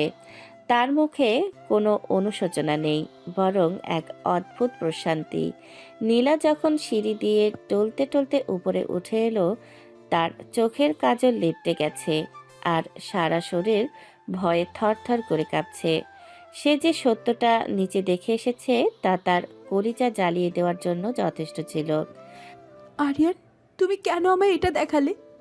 ওই ভিডিওতে যা দেখলাম, আমার আব্বা আর আরশাদ চৌধুরী নিয়ে যেতে তোমার আব্বাকে। না, এটা মিথ্যে হতে পারে না। আমার আব্বা এত বড় অপরাধী। আল্লাহ, আমি এখন কার কাছে মুখ দেখাবো? চিৎকার করে কোনো লাভ নেই নীলা। সত্য বড় তেতুই হয়, তাই না? যাকে এতদিন ফেরেস্তা ভেবে পূজা করতে দেখলে তো সে আসলে কত বড় ইবলিশ। তোমার আব্বা শুধু আমার আব্বাকে মারেনি, সে আমার মায়ের ইজ্জতের উপরও হাত দেওয়ার চেষ্টা করেছিল। আজ থেকে তুমি সেই পাপের প্রায়শ্চিত্ত করবে। দলিলে তো সই করেইছ। এখন থেকে তোমার প্রতিটা নিঃশ্বাস আমার কেনা। তুমি আমায় মেরে ফেলো আরিয়ান, আল্লাহর দোহাই লাগে, আমায় মেরে ফেলো। এই লজ্জা নিয়ে আমি বাঁচতে পারবো না। আমি ওই খুনি বাপের মেয়ে হয়ে তোমার সামনে কিভাবে দাঁড়াবো? আরিয়ান সোফা থেকে উঠে ধীর পায়ে নীলার দিকে এগিয়ে গেল। নীলা ভয়ে পিছিয়ে গিয়ে দেয়ালের সাথে ঠেকে গেল। আরিয়ান তার এক হাত নীলার মাথার পাশে দেয়ালে চেপে ধরল। তার শরীরের দামি পারফিউমের ঘ্রাণ আর তার চোখের সেই শীতল চাহনি নীলাকে দম বন্ধ করা এক পরিস্থিতির মধ্যে ফেলে দিল। মরা এত সহজ না নীলা, মরলে তো তুমি বেঁচে গেলে। আমি চাই তুমি প্রতিটা দিন দেখো আমি কিভাবে তোমার আব্বার সেই মিথ্যা সাম্রাজ্য দুলোই মিশিয়ে দেই। এই যে দেখো। আরিয়ান তার হাতের ঘড়িটার একটা বাটনে চাপ দিল। হঠাৎ করে বাংলোর দেয়ালের বড় স্ক্রিনটা জ্বলে উঠল। সেখানে দেখা যাচ্ছে শহরের প্রাণকেন্দ্রে থাকা নীলার বাবার বিশাল শপিং মল আর সব ব্যবসায়িক প্রতিষ্ঠানগুলো একের পর এক সিলগালা করে দিচ্ছে পুলিশ। শত শত মানুষ রাস্তায় নেমে আশাদ চৌধুরী আর নীলার বাবার বিরুদ্ধে স্লোগান দিচ্ছে। এটা তুমি কি করছো? আমাদের সব শেষ হয়ে যাচ্ছে, আমাদের মান সম্মান সব মাটিতে মিশে যাচ্ছে। সম্মান? যে সম্মান চুরির টাকায় কেনা, তার কোনো দাম নেই। আমি চাইলেই আজ রাতে তোমাদের বিশাল রাজ প্রাসাদটা বোলডোজার দিয়ে ঘুরিয়ে দিতে পারতাম, কিন্তু তা করিনি। কারণ এখন থেকে ওই বাড়িতে আমি থাকবো, আর তুমি থাকবে আমার পায়ের নিচে। এখন চলো, রাত অনেক হয়েছে। আমার নতুন মহলে তোমার পদধূলি পড়া দরকার। আমি তোমার সাথে কোথাও যাব না। তুমি এক পিশাচ আরিয়ান, আমি ঘৃণা করি তোমাকে। আরিয়ান হঠাৎ করে নীলার চুলের মুঠি ধরে তাকে নিজের একদম কাছে টেনে আনলো। তার চোখে এখন আগুনের মতো তেজ।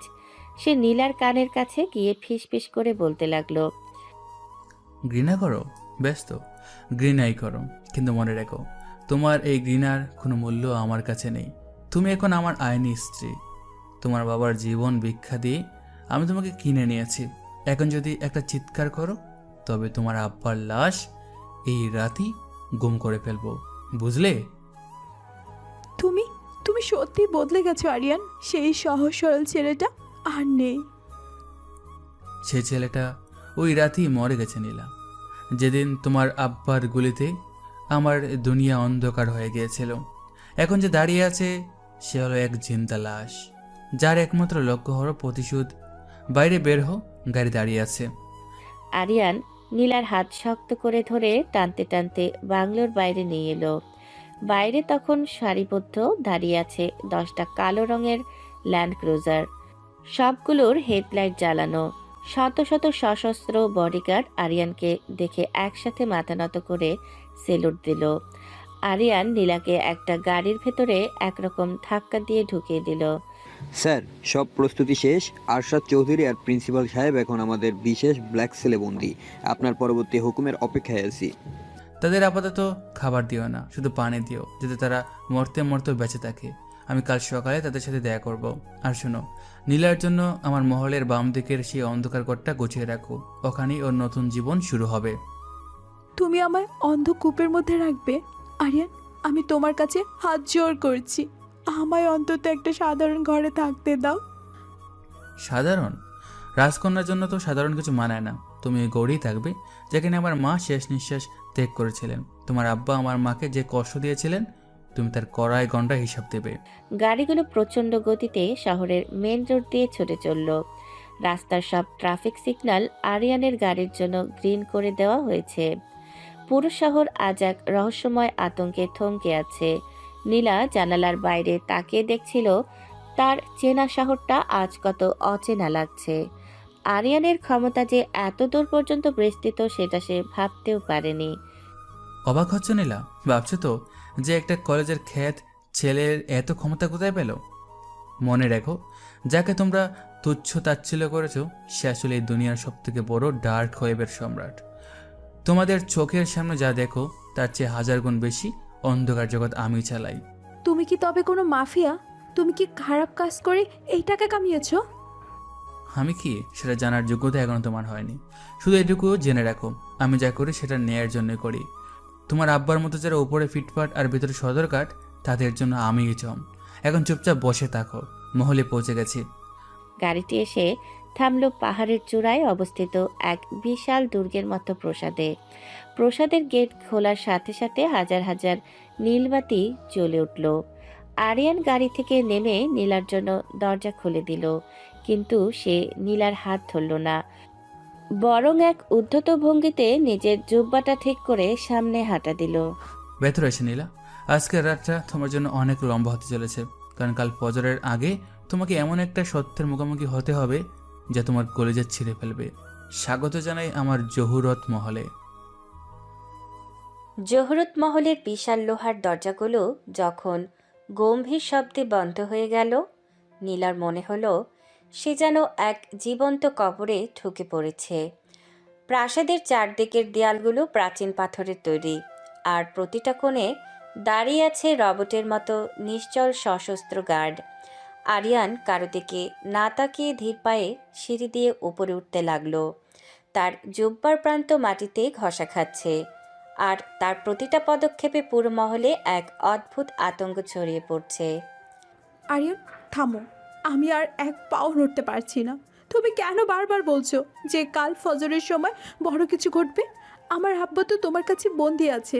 আর কি বাকি আছে তোমার? তুমি কি আমায় মেরে ফেলতে চাও? আরিয়ান হঠাৎ সিঁড়ির মাঝখানে থেমে গেল। সে পেছনে না ফিরেই পকেট থেকে একটা রিমোট বের করে বাটন টিপল। সাথে সাথে মহলের হলরুমের মেঝের মাঝখান থেকে একটা কাচের সিন্দুক উপরে উঠে এলো।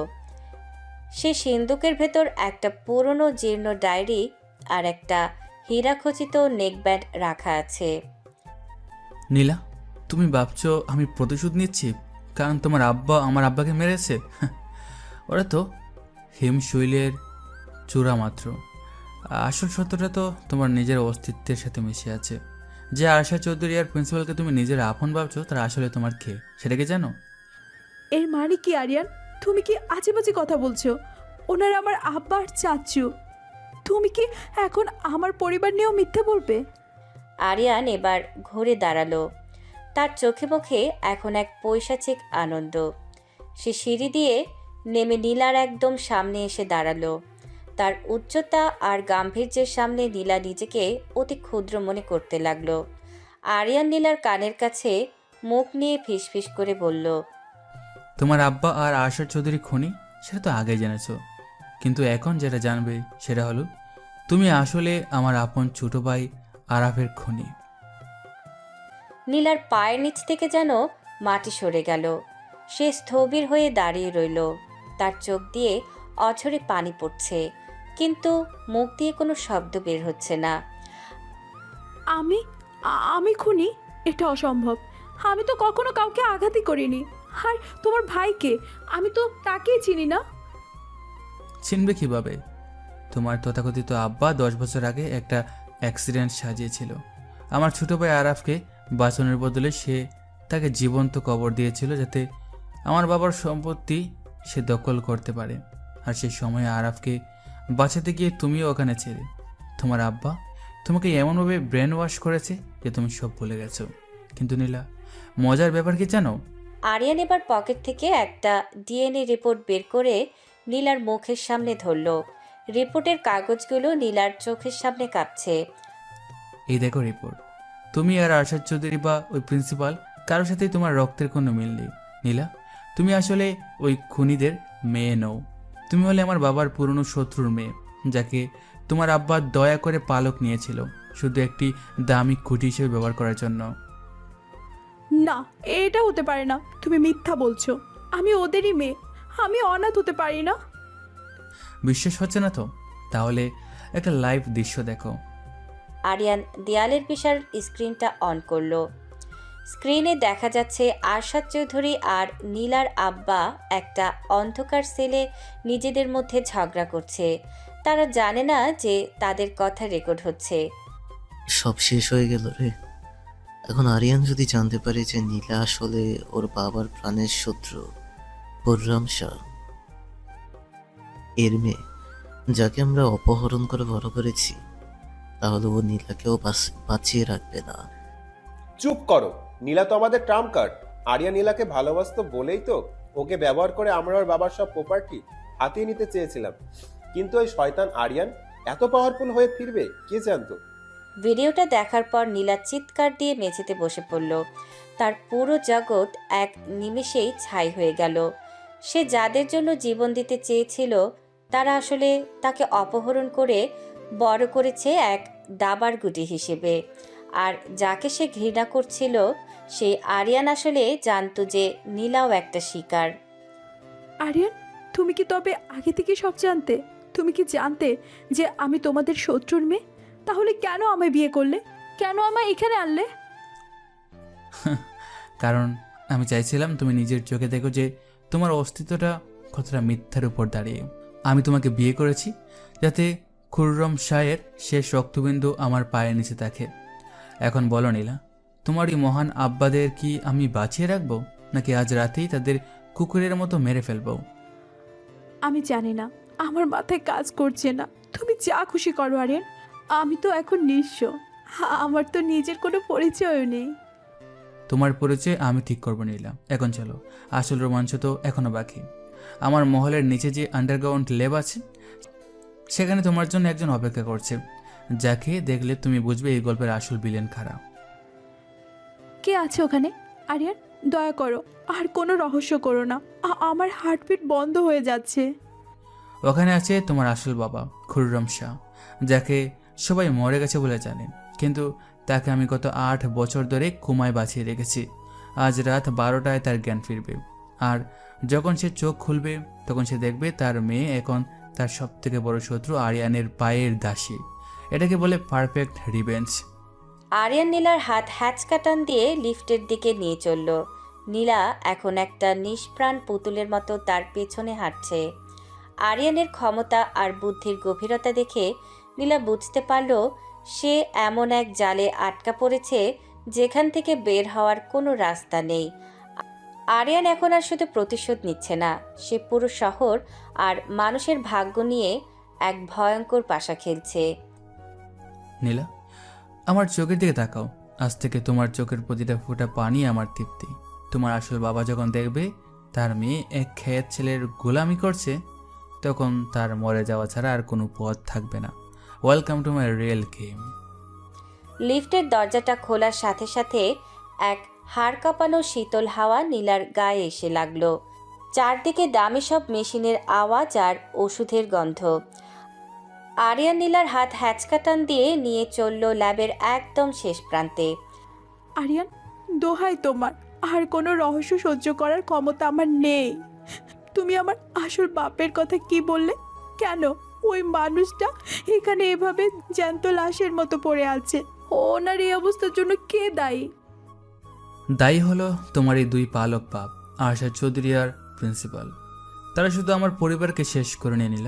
তারা তোমার আসল বাপকে এই অবস্থায় ফেলে রেখেছিল যাতে কেউ কোনোদিন জানতে না পারে তুমি আসলে কার মেয়ে।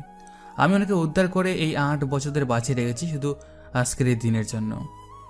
তুমি ওনাকে বাঁচিয়ে রেখেছো ওনাকে মারার জন্য? আরিয়ান, তুমি মানুষ নও, তুমি একটা পাথর। একটা অসুস্থ মানুষের উপর তুমি কিভাবে প্রতিশোধ নিতে পারো? ওনার অপরাধ কি ছিল যে আজ ওনাকে এই নরক দেখতে হচ্ছে? ওনার অপরাধ ছিল উনি আমার আব্বার ব্যবসার পার্টনার হয়েও পেছন থেকে ছুরি মেরেছিলেন। তোমার বাপ আর ওই আরশাদ চৌধুরী মিলে আমার সাজানো বাগান পুড়িয়ে ছাড়কার করে দিয়েছিল। আজ দেখো সময় কিভাবে ঘুরে। তোমার বাপ কোমায়, আরশাদ চৌধুরী আমার জেলের কুঠুরিতে, আর তুমি হলে আমার পায়ের খেনাবাদী। এটাকে বলে কড়ায় গন্ডায় হিসাব মেলানো। আরিয়ান দেয়ালের ডিজিটাল ঘড়ির দিকে তাকালো। রাত ঠিক 12টা বাজতে কয়েক সেকেন্ড বাকি। সে পকেট থেকে একটা সোনার রিমোট বের করে নীল রঙের একটা বাটন টিপল। জ্ঞান ফিরলেই তো আসল মজা নিলা। আমি চাই উনি চোখ খুলে প্রথম যে দৃশ্যটা দেখবে সেটা যেন ওনার কলেজা এপুর ওপর করে দেয়। উনি দেখবে ওনার আদরের মেয়ে নীলা এখন আরিয়ানের কেনা গোলামি করছে। কাচের টেবিলের ভেতর থাকা মেশিনগুলো তীব্র শব্দ করতে লাগলো। বিছানায় শুয়ে থাকা খুররম শাহ দীর্ঘ 8 বছর পর ধীরে ধীরে চোখ মেললেন। আব্বা, আমি এখানে। আব্বা, আপনি ভয় পাবেন না, আমি আপনাকে এখান থেকে নিয়ে যাব। আরিয়ান, আমি তোমার পায়ে ধরছি, ওনাকে কথা বলতে দাও। ওনার গলার ওই পাইপগুলো খুলে দাও। পাইপ খুলে দিলে উনি এখনই ওপারে চলে যাবেন নীলা। আমি ওনাকে এত সহজে মরতে দেব না। ওনার প্রতিটা নিঃশ্বাস এখন আমার সফটওয়্যারের উপর নির্ভর করে। আমি চাইলে এক ক্লিকে ওনাকে শেষ করে দিতে পারি, কিন্তু আমি চাই উনি ওনার সব পাপের ফল এই চোখে দেখে যান। আরিয়ান নীলার হাত ধরে হ্যাচকা টানে ওনার বেডের একদম পাশে নিয়ে গেল। খুররম শাহের চোখের সামনে নীলার হাত ধরে আরিয়ান তাকে নিজের দিকে টেনে নিল। খুররম সাহেব, চিনতে পারছেন আমায়? আমি সেই আরিয়ান যার পরিবারকে আপনারা দলে মিশিয়েছিলেন। আজ আপনার মেয়ে আমার বিবাহিতা স্ত্রী। তবে এই বিয়েটা ভালোবাসার নয়, এই হলো আপনার বংশের ওপর আমার রাজত্বের দলিল। আপনার মেয়ে এখন থেকে আমার মহলের জুতুর দুল মুছবে। কেমন লাগছে আপনার এই হার দেখে? তুমি একটা জানোয়ার আরিয়ান, তুমি একটা পিশাচ। তুমি প্রতিশোধ নিতে গিয়ে নিজের মনুষ্যত্ব মাটিতে মিশিয়ে ফেলেছো। আল্লাহ তোমাকে কখনো ক্ষমা করবেন না। এই অসুস্থ বৃদ্ধার সামনে তুমি এমন কথা কিভাবে বলতে পারছো? আল্লাহ কাকে ক্ষমা করবেন আর কাকে করবেন না সেটা পরে দেখা যাবে। তবে এই মুহূর্তে আমি তোমার ফয়সালা। শোনো নীলা, কাল সকালে তোমার ওই 2 জালিম আব্বাকে এই লেবে আনা হবে। সবার সামনে একটা চরম সত্য প্রকাশ হবে, যা তুমি কখনো স্বপ্নও কল্পনা করোনি। আর কি সত্যি বাকি আছে? তুমি তো সব কেড়ে নিলে। আর কতটুকুই বা ছিড়বে আমার কলিজা? এখনও আসল দামাকা তো বাকি আছে নীলা। তুমি কি জানো তোমার আসল মা কোথায়? খুররম শাহ কি তোমাকে কখনো বলেছে তোমার মা কিভাবে শেষ হয়ে গিয়েছিল? নাকি তাকেও তোমার এই খুনি আব্বারা গুম করে রেখেছে? মা মা তো মারা গেছেন। ওনারা বলেছিলেন আমি যখন খুব ছোট ছিলাম তখন মা অ্যাক্সিডেন্টে মারা যান। তুমি কি এখন আমার মাকেও কবর থেকে তুলে আনবে? তোমার মা মারা যাননি নীলা। তাকে জ্যান্ত অবস্থায় এক অন্ধকার করে বন্দি করে রাখা হয়েছে গত 15 বছর ধরে। আর সেই কুঠুরির চাবি এখন আমার হাতে। কাল সকাল যখন তুমি তোমার মায়ের সামনে দাঁড়াবে, তখন দেখবে তোমার এই তথাকথিত আব্বারা আসলে কি পরিমাণ জানোয়ার ছিল। নীলা দেয়ালে হেলান দিয়ে ধপ করে মেঝেতে বসে পড়ল। একের পর এক সত্যের ধাক্কায় সে এখন প্রায় পাগল হয়ে যাওয়ার মতো অবস্থায়। আরিয়ান ল্যাবের গার্ডদের ইশারা দিল খুররম শাহকে আবার ঘুমের ইঞ্জেকশন দেওয়ার জন্য। আজকের মতো তোমার কান্নাকাটি শেষ নীলা। এখন চলো আমার সাথে, তোমার এই নির্দিষ্ট গড়ে তোমাকে পৌঁছে দিই। মনে রেখো, কালকের সকালটা এই শহরের ইতিহাসে সবথেকে ভয়ঙ্কর সকাল হতে যাচ্ছে। আরিয়ানের ক্ষমতা আজ পুরো দুনিয়া দেখবে। আরিয়ান নীলাকে একরকম পাজাকোলা করে লিফটের দিকে নিয়ে চলল। নীলা এখন আর কোনো বাধা দেওয়ার শক্তি পাচ্ছে না। আরিয়ান করিডোর দিয়ে যখন হাঁটছে তখন চারপাশের ব্ল্যাক কমান্ডোরা সারিবদ্ধভাবে দাঁড়িয়ে তাকে সেলুট দিচ্ছে। নীলা, পৃথিবী যখন কাঁপে তখন বুঝবে বড় কিছু বিলুপ্ত হচ্ছে। কাল যখন তোমার এই খুনিদের সাজানো জগৎ বিলুপ্ত হবে, তখন সবাই দেখবে অবহেলিত খেতছেলেটি আসলে কতটা ভয়ঙ্কর হতে পারে। প্রস্তুত থাকো নীলাশা, খেলা তো মাত্র শুরু হলো। ল্যাবের সে হিমশীতল নীরবতা চিরে আরিয়ান নীলাকে টেনে নিয়ে এক গোপন কক্ষের সামনে দাঁড়ালো। বিশাল একটি লোহার দরজার সামনে আরিয়ান থামল এবং তার ডিজিটাল স্ক্যানারে হাত রাখল। যান্ত্রিক শব্দে দরজাটি খুলে যেতেই ভেতর থেকে ভ্যাপসা একটা গন্ধ নাকি এলো। আরিয়ান, দোহাই তোমার, আমার হাতটা ছাড়ো। তুমি আমার মাকে নিয়ে যা বলেছো তা যদি সত্যি হয় তবে আমি পাগল হয়ে যাব। মা বেঁচে আছে, ওনারা আমায় বলেছিলেন। মা কবরে। কেন করছো এমন? মা কবরে? নীলা, তোমার এই জালিম আব্বাদের সাজানো গল্পগুলো যে কত নিখুঁত ছিল তা আজ না দেখলে বুঝবে না।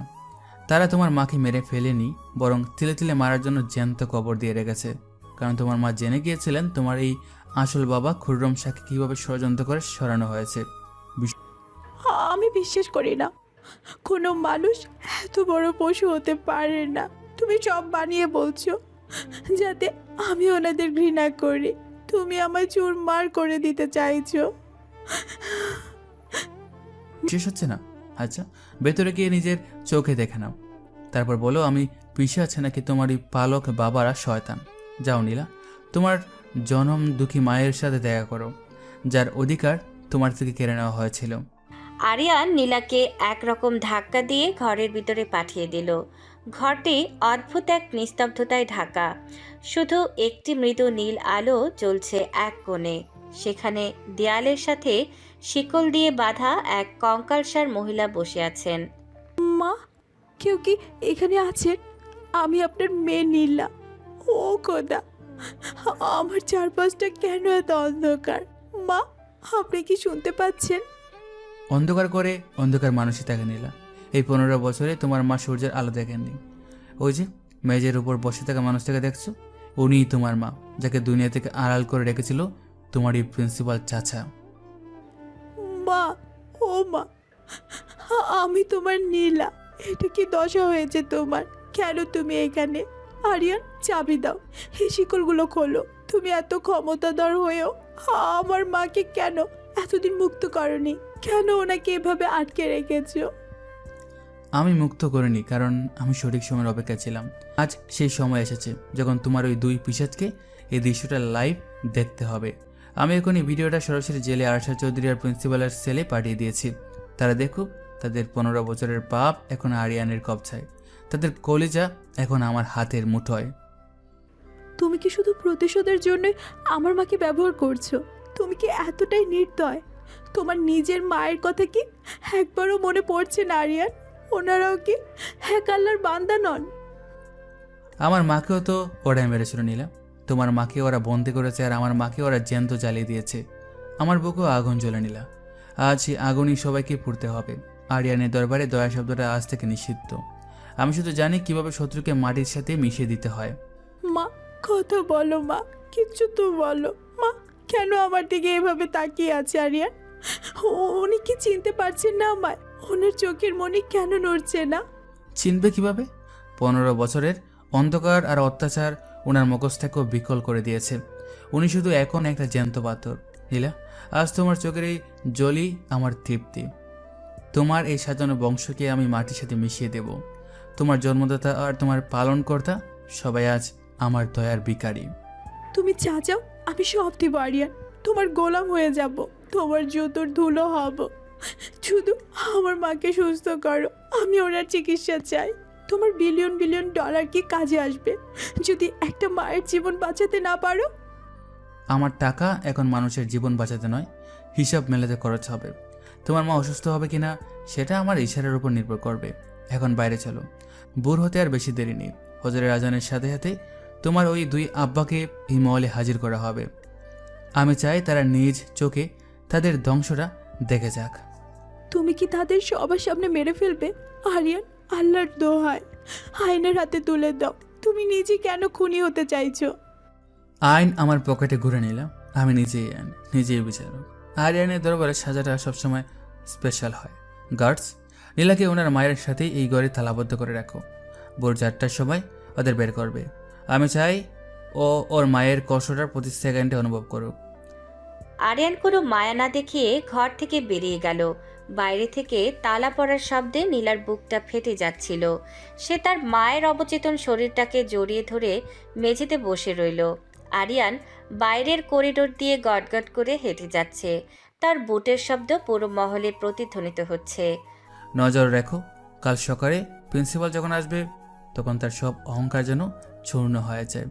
আমি চাই এই শহর জানুক অবহেলিত খেত ছেলেটি যখন ফেরে তখন সে শুধু সম্পত্তি নয়, মানুষের অস্তিত্ব কেড়ে নিতে আসে। আমার রাজ্যে সূর্য ওঠে আমার ইশারায় আর ডুবেও আমার ইশারায়। আকাশটা ধীরে ধীরে ফর্সা হতে শুরু করেছে। আরিয়ান তার বিশাল বারান্দায় দাঁড়িয়ে সিগার ফুঁকছে। কালকের সূর্য এই শহরের জন্য এক নতুন ইতিহাস লিখবে। আর আরিয়ানের অ্যাটিটিউড পুরো দুনিয়াকে বুঝিয়ে দেবে সে কে। ভোরের আকাশ তখনও কালচে লাল। পাহাড়ের চূড়ায় আরিয়ানের প্রাসাদের গেটে কয়েকটা পুলিশের গাড়ি এসে থামল। পুলিশ এখানে গ্রেপ্তার করতে আসেনি, এসেছে আরিয়ানের হুকুম পালন করতে। আরশাদ চৌধুরী আর প্রিন্সিপালকে গাড়ি থেকে কুকুর বিড়ালের মতো টেনে নামানো হলো। অনেক দেরি করে ফেললে অফিসার। আমি ঠিক 4টায় চেয়েছিলাম, মনে রাখবেন। আমার সময়ের 1 সেকেন্ড এদিক ওদিক হওয়া মানে আপনার চাকরিটা আজ বিকেলের নাস্তার আগেই শেষ হয়ে যাওয়া। আমার গড়ি আর আমার হুকুম এই দুইটার উপর কারো হাত নেই। মাফ করবেন স্যার, এই দুই পিশাচকে জেল থেকে বের করে আনতে কিছুটা সময় লেগেছে। এখন আপনার সামনে এরা হাজির। আপনি যেভাবে বলবেন সেভাবেই হবে। আরিয়ান, তুই আমাদের সাথে এটা করতে পারিস না। আমরা তোকে ছোটবেলায় আশ্রয় দিয়েছি, তোকে পড়াশোনা করিয়েছি। তুই আমাদের সাথে বেইমানি করছিস। আল্লাহর আরশ কেঁপে উঠবে তোর এই জুলুমে। এটা বেইমানি? বেইমানি তো তোমরা করেছিলে আমার আব্বার লাশের উপর দাঁড়িয়ে, আর আশ্রয় দিয়েছিলে নিজের স্বার্থে। তোমাদের প্রতিটা রুটির দানায় আমার আব্বার রক্ত লেগেছিল। আমি তো সেই ঋণ শোধ করতে এসেছি আরশাদ সাহেব। আল্লাহর আরশ তো তখনই কেঁপেছিল যখন তোমরা একজন নিরাপরাধ মানুষকে জ্যান্ত পুড়িয়েছিলে। আরিয়ান ধীর পায়ে সিঁড়ি দিয়ে নেমে আশা চৌধুরীর একদম সামনে গিয়ে দাঁড়ালো। তার চোখে মুখে এক ভয়ঙ্কর রাজকীয় দাপট। সে হঠাৎ আশা চৌধুরীর কলার ধরে এক ঝাটকায় তাকে মাটির সাথে মিশিয়ে দিল। প্রিন্সিপাল ভয়ে পিছিয়ে যাচ্ছিল, কিন্তু দুজন কমান্ডো তাকে ধরে আরিয়ানের সামনে হাঁটু গেড়ে বসিয়ে দিল। আরিয়ান, বাবা, আমি তোমার শিক্ষাগুরু, আমাকে অন্তত ছেড়ে দাও। আমি নীলাকে তোমার হাতে তুলে দিয়েছি, আমাদের সব সম্পত্তিও তো তোমার। আর কি চাও আমাদের কাছে? আমাদের কি মেরেই ফেলবে? শিক্ষাগুরু, তুমি তো সেই জানোয়ার যে আমার মাকে আগুনে পুড়তে দেখে অট্র হাসি হেসেছিলে। আর নীলা, সে তো আমার বাদী হওয়ার যোগ্যতাও রাখে না। তাকে আমি শুধু তোমাদের পাপের মাসুল দিতে এখানে এনেছি। তোমাদের সব সম্পত্তি এগুলো তো জন্ম থেকে আমার বাপের ছিল। তোমরা তো শুধু ডাকাত। আরিয়ান ইশারা দিতেই প্রাসাদের ভারে লোহার গেটটা খুলে গেল। ভেতর থেকে নীলা তার সেই কঙ্কালসার মাকে ধরে টলতে টলতে বেরিয়ে এলো। প্রিন্সিপাল আর আশা চৌধুরী সেই মহিলাকে দেখেই যেন আকাশ থেকে পড়ল। এটা কিভাবে সম্ভব? খুররামের বিবি তো 15 বছর আগে মারা যাওয়ার কথা ছিল। তুই একে কোত্থেকে জ্যান্ত বের করলে আরিয়ান? এটা কি জাদু নাকি কোনো চক্রান্ত?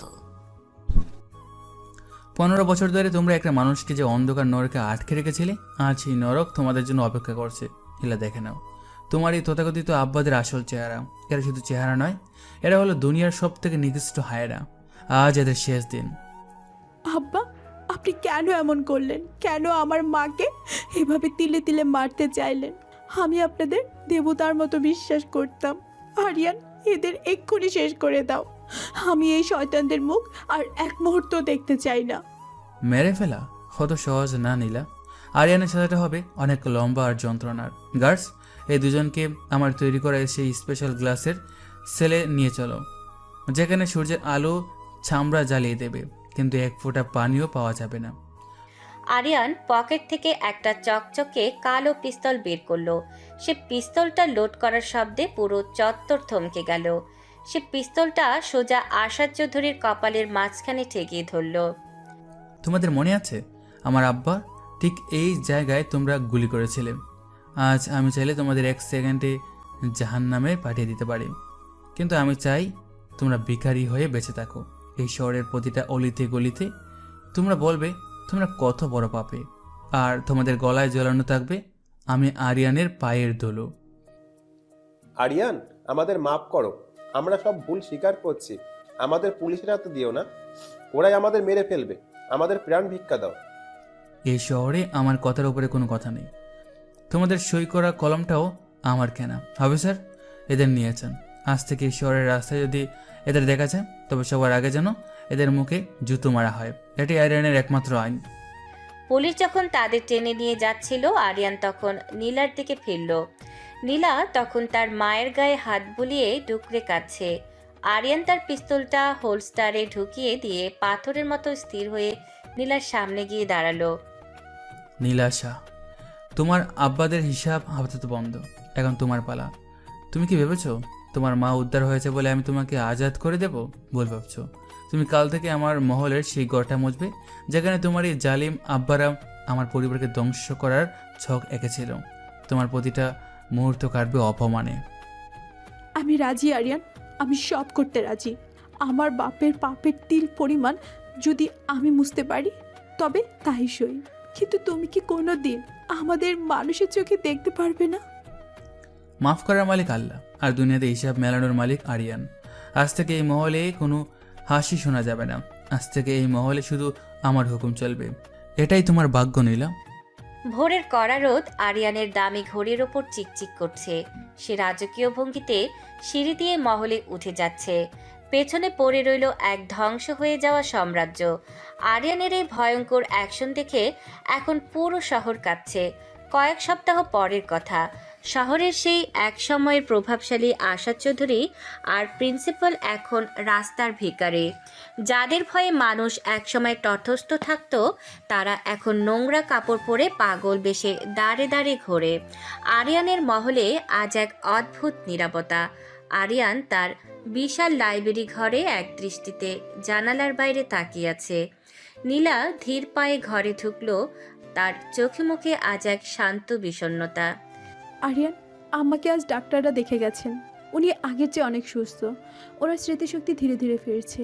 আমি কি এখন আম্মাকে নিয়ে এই মহল ছেড়ে চলে যেতে পারি? তুমি তো বলেছিলে তোমার হিসাব মেলা শেষ হলে আমাদের মুক্তি দেবে। এখন তো সব শান্ত, তবে আর কেন আমাদের আটকে রাখা? মুক্তি? নীলা, তুমি কি মনে করো এই মহলের বাইরের দুনিয়াটা তোমার জন্য খুব নিরাপদ? তোমার আব্বা আর আশা চৌধুরীর শত্রুরা এখন ওত পেতে আছে তোমাকে ছিঁড়ে খাওয়ার জন্য। আরিয়ানের ছায়া থেকে বেরিয়ে যাওয়া মানে নিজের মৃত্যুকে দাওয়াত দেওয়া। তুমি কি সত্যি সব যেন বাইরে যেতে চাও? আমি জানি বাহিরের দুনিয়া কঠিন, কিন্তু এই মহলে বন্দী হয়ে থাকার চেয়ে সেই কঠিন জীবন আমার কাছে শ্রেয়। তোমার চোখে যখন আমার জন্য শুধু ঘৃণা দেখি, তখন আমার দম বন্ধ হয়ে আসে। আরিয়ান, তুমি তো তোমার প্রতিশোধ নিয়ে নিয়েছো, তবে আর কেন এই মায়ের খেলা? প্রতিশোধ? নীলা, তুমি যাকে প্রতিশোধ ভাবছো সেটা ছিল আসলে তোমাদের সুরক্ষা। তোমার আব্বা আর আশা চৌধুরী যখন বুঝতে পেরেছিল আমি সব জেনে গেছি, তখন তারা তোমাকেই প্রথম সরিয়ে দেওয়ার পরিকল্পনা করেছিল। কারণ তারা জানতো তুমি তাদের আসল মেয়ে নও, আর তুমি বেঁচে থাকলে তাদের সব কুকীর্তি ফাঁস হয়ে যাবে। আমি তোমাকে ঘৃণা করিনি নীলা, আমি তোমাকে এই শকুনদের হাত থেকে বাঁচিয়েছি। নীলা স্তম্ভিত হয়ে দাঁড়িয়ে রইল। তার চোখ দিয়ে অঝরে জল নামতে লাগলো। সে আরিয়ানের চোখের পাথরের আড়ালে এক গভীর ব্যথার ছায়া দেখতে পেল। আরিয়ান উঠে দাঁড়িয়ে নীলার একদম সামনে এসে দাঁড়ালো। তার রাজকীয় দাপট আগের মতোই অটল, কিন্তু গলার স্বরে এবার মিশে রইল এক অজানা যন্ত্রণা। তার মানে তুমি এতদিন যা করলে সব আমাকে বাঁচানোর জন্য? তুমি আমায় অপমান করলে, কাবিননামায় সই করলে, সব কি লোক দেখানো ছিল? আরিয়ান, তুমি এত বড় ত্যাগ কেন করলে? আমি তো তোমাকে সারা জীবন ভুল বুঝে ঘৃণা করে গেছি। তোমাকে যদি আমি শত্রু হিসেবে না দেখতাম, তবে তোমার বালক আব্বারা সন্দেহ করত, আর তাদের সন্দেহ মানে তোমার উপর বিপদ। আজ তারা শেষ, তাদের নেটওয়ার্ক আমি ঘুরিয়ে দিয়েছি। এখন তুমি স্বাধীন নিলাম। এই মহলের চাবি, এই অর্ডার সম্পত্তি সব তোমার নামে করে দিয়েছি আমি। তোমার আম্মাকে নিয়ে তুমি রাজকীয়ভাবে থাকতে পারবে। আজ রাতেই আমি এই শহর ছেড়ে অনেক দূরে চলে যাচ্ছি। তুমি চলে যাচ্ছ মানে? কোথায় যাচ্ছ? আর আমায় এই বিশাল রাজত্বের মালিক বানিয়ে লাভ কি যদি তুমি পাশে না থাকো? আরিয়ান, আমি তোমাকে ছাড়া এই পৃথিবী কল্পনাও করতে পারি না। আমি কি তোমার ক্ষমা পাওয়ার যোগ্য নই? আমায় কি এভাবে একা ফেলে যাবে? সে আরিয়ান অনেক আগেই বদলে গেছে নিলাম। এখন যে দাঁড়িয়ে আছে সে এক রহস্যময় অন্ধকার জগতের সম্রাট। আমার সাথে থাকলে তোমার জীবন শুধু বিপদ আর অনিশ্চয়তা থাকবে। আমি চাই তুমি সূর্যের আলোতে থাকো, মাথা উঁচু করে বাঁচো। হাতটা ছাড়ো নিলাম, আমার সময় হয়ে এসেছে। আমি হাত ছাড়বো না। তুমি যেখানে যাবে আমি সেখানে যাব। তোমার অন্ধকার জগৎ যদি আমার ঠিকানা হয়, তবে আমি সেখানেই থাকবো। তুমি ছাড়া আমার আর এই দুনিয়ায় কে আছে আরিয়ান? আল্লাহ আমাদের মিলিয়েছে এক অদ্ভুত উপায়। তুমি কেন সেটাকে বারবার অস্বীকার করছো? আরিয়ান নীলার চোখের দিকে তাকিয়ে রইল দীর্ঘক্ষণ। তার সেই পাথরের মতো কঠিন অ্যাটিটিউড যেন মোমের মতো গলতে শুরু করলো। সে নীলার চোখের জল মুছিয়ে দিয়ে তার কপালে এক আলতো চুমু খেলো। তার দীর্ঘ নিঃশ্বাসে মিশে রইল 15 বছর জমিয়ে রাখা ভালোবাসা। ঠিক আছে নীলা, যদি ধ্বংসের পথে আমার সাথে হতে চাও তবে তাই হও। তবে মনে রাখো, আরিয়ানের রানী হওয়া মানে আগুনের সাথে খেলা করা। তুমি এই আগুনের পথে হাঁটতে পারবে? তুমি কি তৈরি? আমি আগুনের ভিতরও তোমার সাথে থাকতে তৈরি আরিয়ান। শুধু আমার হাতটা আর কোনোদিন ছাড়বে না। আমাদের এই বন্ধন যেন আর কোনোদিন না ভাঙে। আরিয়ান নীলার হাত ধরে মহলের বাইরে বেরিয়ে এলো। লোনে দাঁড়িয়ে থাকা কয়েকশো সশস্ত্র বডিগার্ড একসাথে মাথা নত করে সেলুট দিয়ে উঠল। আরিয়ান এবার আর একা নয়, তার পাশে দাঁড়িয়ে আছে তার জীবনের একমাত্র প্রিয়তমা। আকাশের ভোরের আলোয় আরিয়ানের বিজয়ের হাসি বুঝিয়ে দিচ্ছিল যে প্রতিশোধের চেয়েও বড় জয় হলো পবিত্র ভালোবাসা। জহুরত মহল থেকে আজকের মতো আরিয়ানের বিদায়। কিন্তু মনে রেখো, এই শহরবাসী অন্যায় যেখানেই হবে আরিয়ানের ইশারা সেখানেই পৌঁছে যাবে। খেলা তো কেবল শেষ হলো, কিন্তু দাপটটা রয়ে যাবে ইতিহাসের পাতায়। আরিয়ান আর নীলা রাজকীয় গাড়িতে গিয়ে বসলো।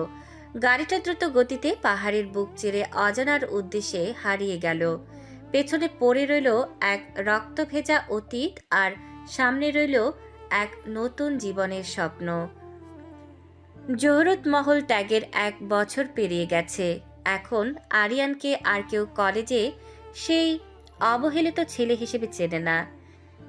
সে এখন একটি দ্বীপের মালিক এবং আন্তর্জাতিক ব্যবসার একচ্ছত্র সম্রাট। সমুদ্রের নীল জলরাশির মাঝখানে এক বিশাল কাচের প্রাসাদে আরিয়ান দাঁড়িয়ে আছে। তার পরনে দামি সাদা লিলেন শার্ট, চোখে সেই চিরচেনা গম্ভীর চশমা।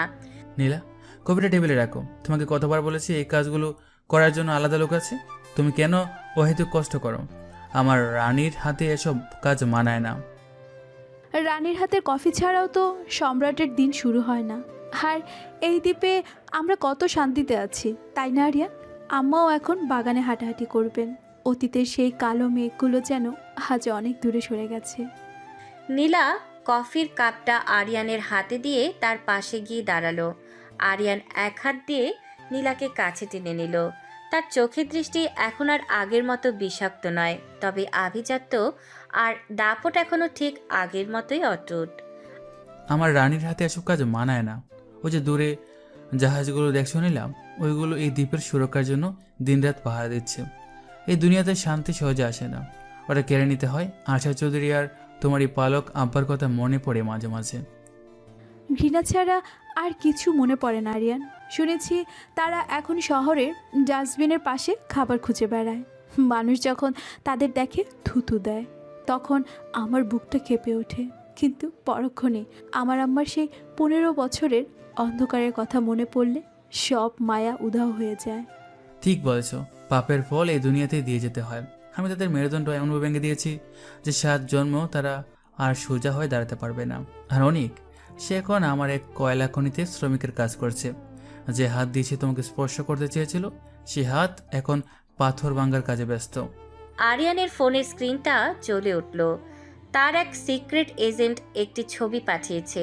সেখানে দেখা যাচ্ছে শহরের সেই পুরনো কলেজটি এখন আরিয়ানের ট্রাস্টের অধীনে একটি আন্তর্জাতিক মানের বিশ্ববিদ্যালয়ে রূপান্তরিত হয়েছে।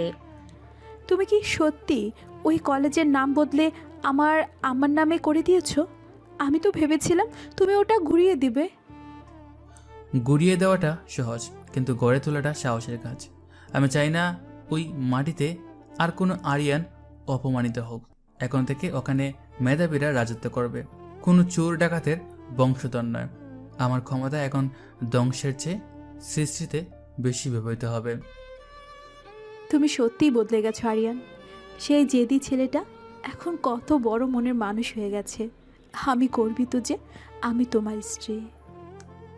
আমি বদলাইনি নীলা, আমি শুধু আমার লক্ষ্য অর্জন করেছি। আরিয়ানের অ্যাটিটিউড তার আত্মসম্মানে। যারা সম্মান দেয় তারা সম্মান পায়, আর যারা কেড়ে নেয় তাদের আমি দুনিয়া থেকেই মুছে দিই। আজ বিকেলের ফ্লাইটে আমরা সুইজারল্যান্ড যাচ্ছি তোমার আম্মার চেক আপের জন্য। সব রেডি তো? সব রেডি আরিয়ান। তোমার ইশারার বাহিরে যাওয়ার ক্ষমতা কি আমার আছে? আরিয়ান নীলার কপালে আলতো করে চুমু খেল। তার পিছনে দাঁড়িয়ে থাকা বডিগার্ডরা ইশারা পেতেই হেলিকপ্টার প্রস্তুত করতে চলে গেল। আকাশটা এখন পরিষ্কার নীল, আরিয়ানের জীবনের মতোই স্বচ্ছ। সমুদ্রের ঢেউগুলো যেন আরিয়ানের ক্ষমতার জয়গান গাইছে। মনে রেখো নীলাশা, এই রাজত্ব যতটা আমার, তার চেয়ে বেশি তোমার। আরিয়ানের গল্প এখানেই শেষ নয়, এরা তো এক নতুন সাম্রাজ্য শুরু। পৃথিবী আমাদের চিনবে এক অজেয় জুটি হিসাবে। সূর্যের সোনালি আলো আরিয়ানের প্রসাদের কাছে প্রতিফলিত হয়ে এক স্বর্গীয় আভা তৈরি করল। আরিয়ান আর নীলা হাত ধরে সামনে এগিয়ে গেল। তাদের পায়ের নিচে এখন শুধু সফলতা আর প্রশান্তি।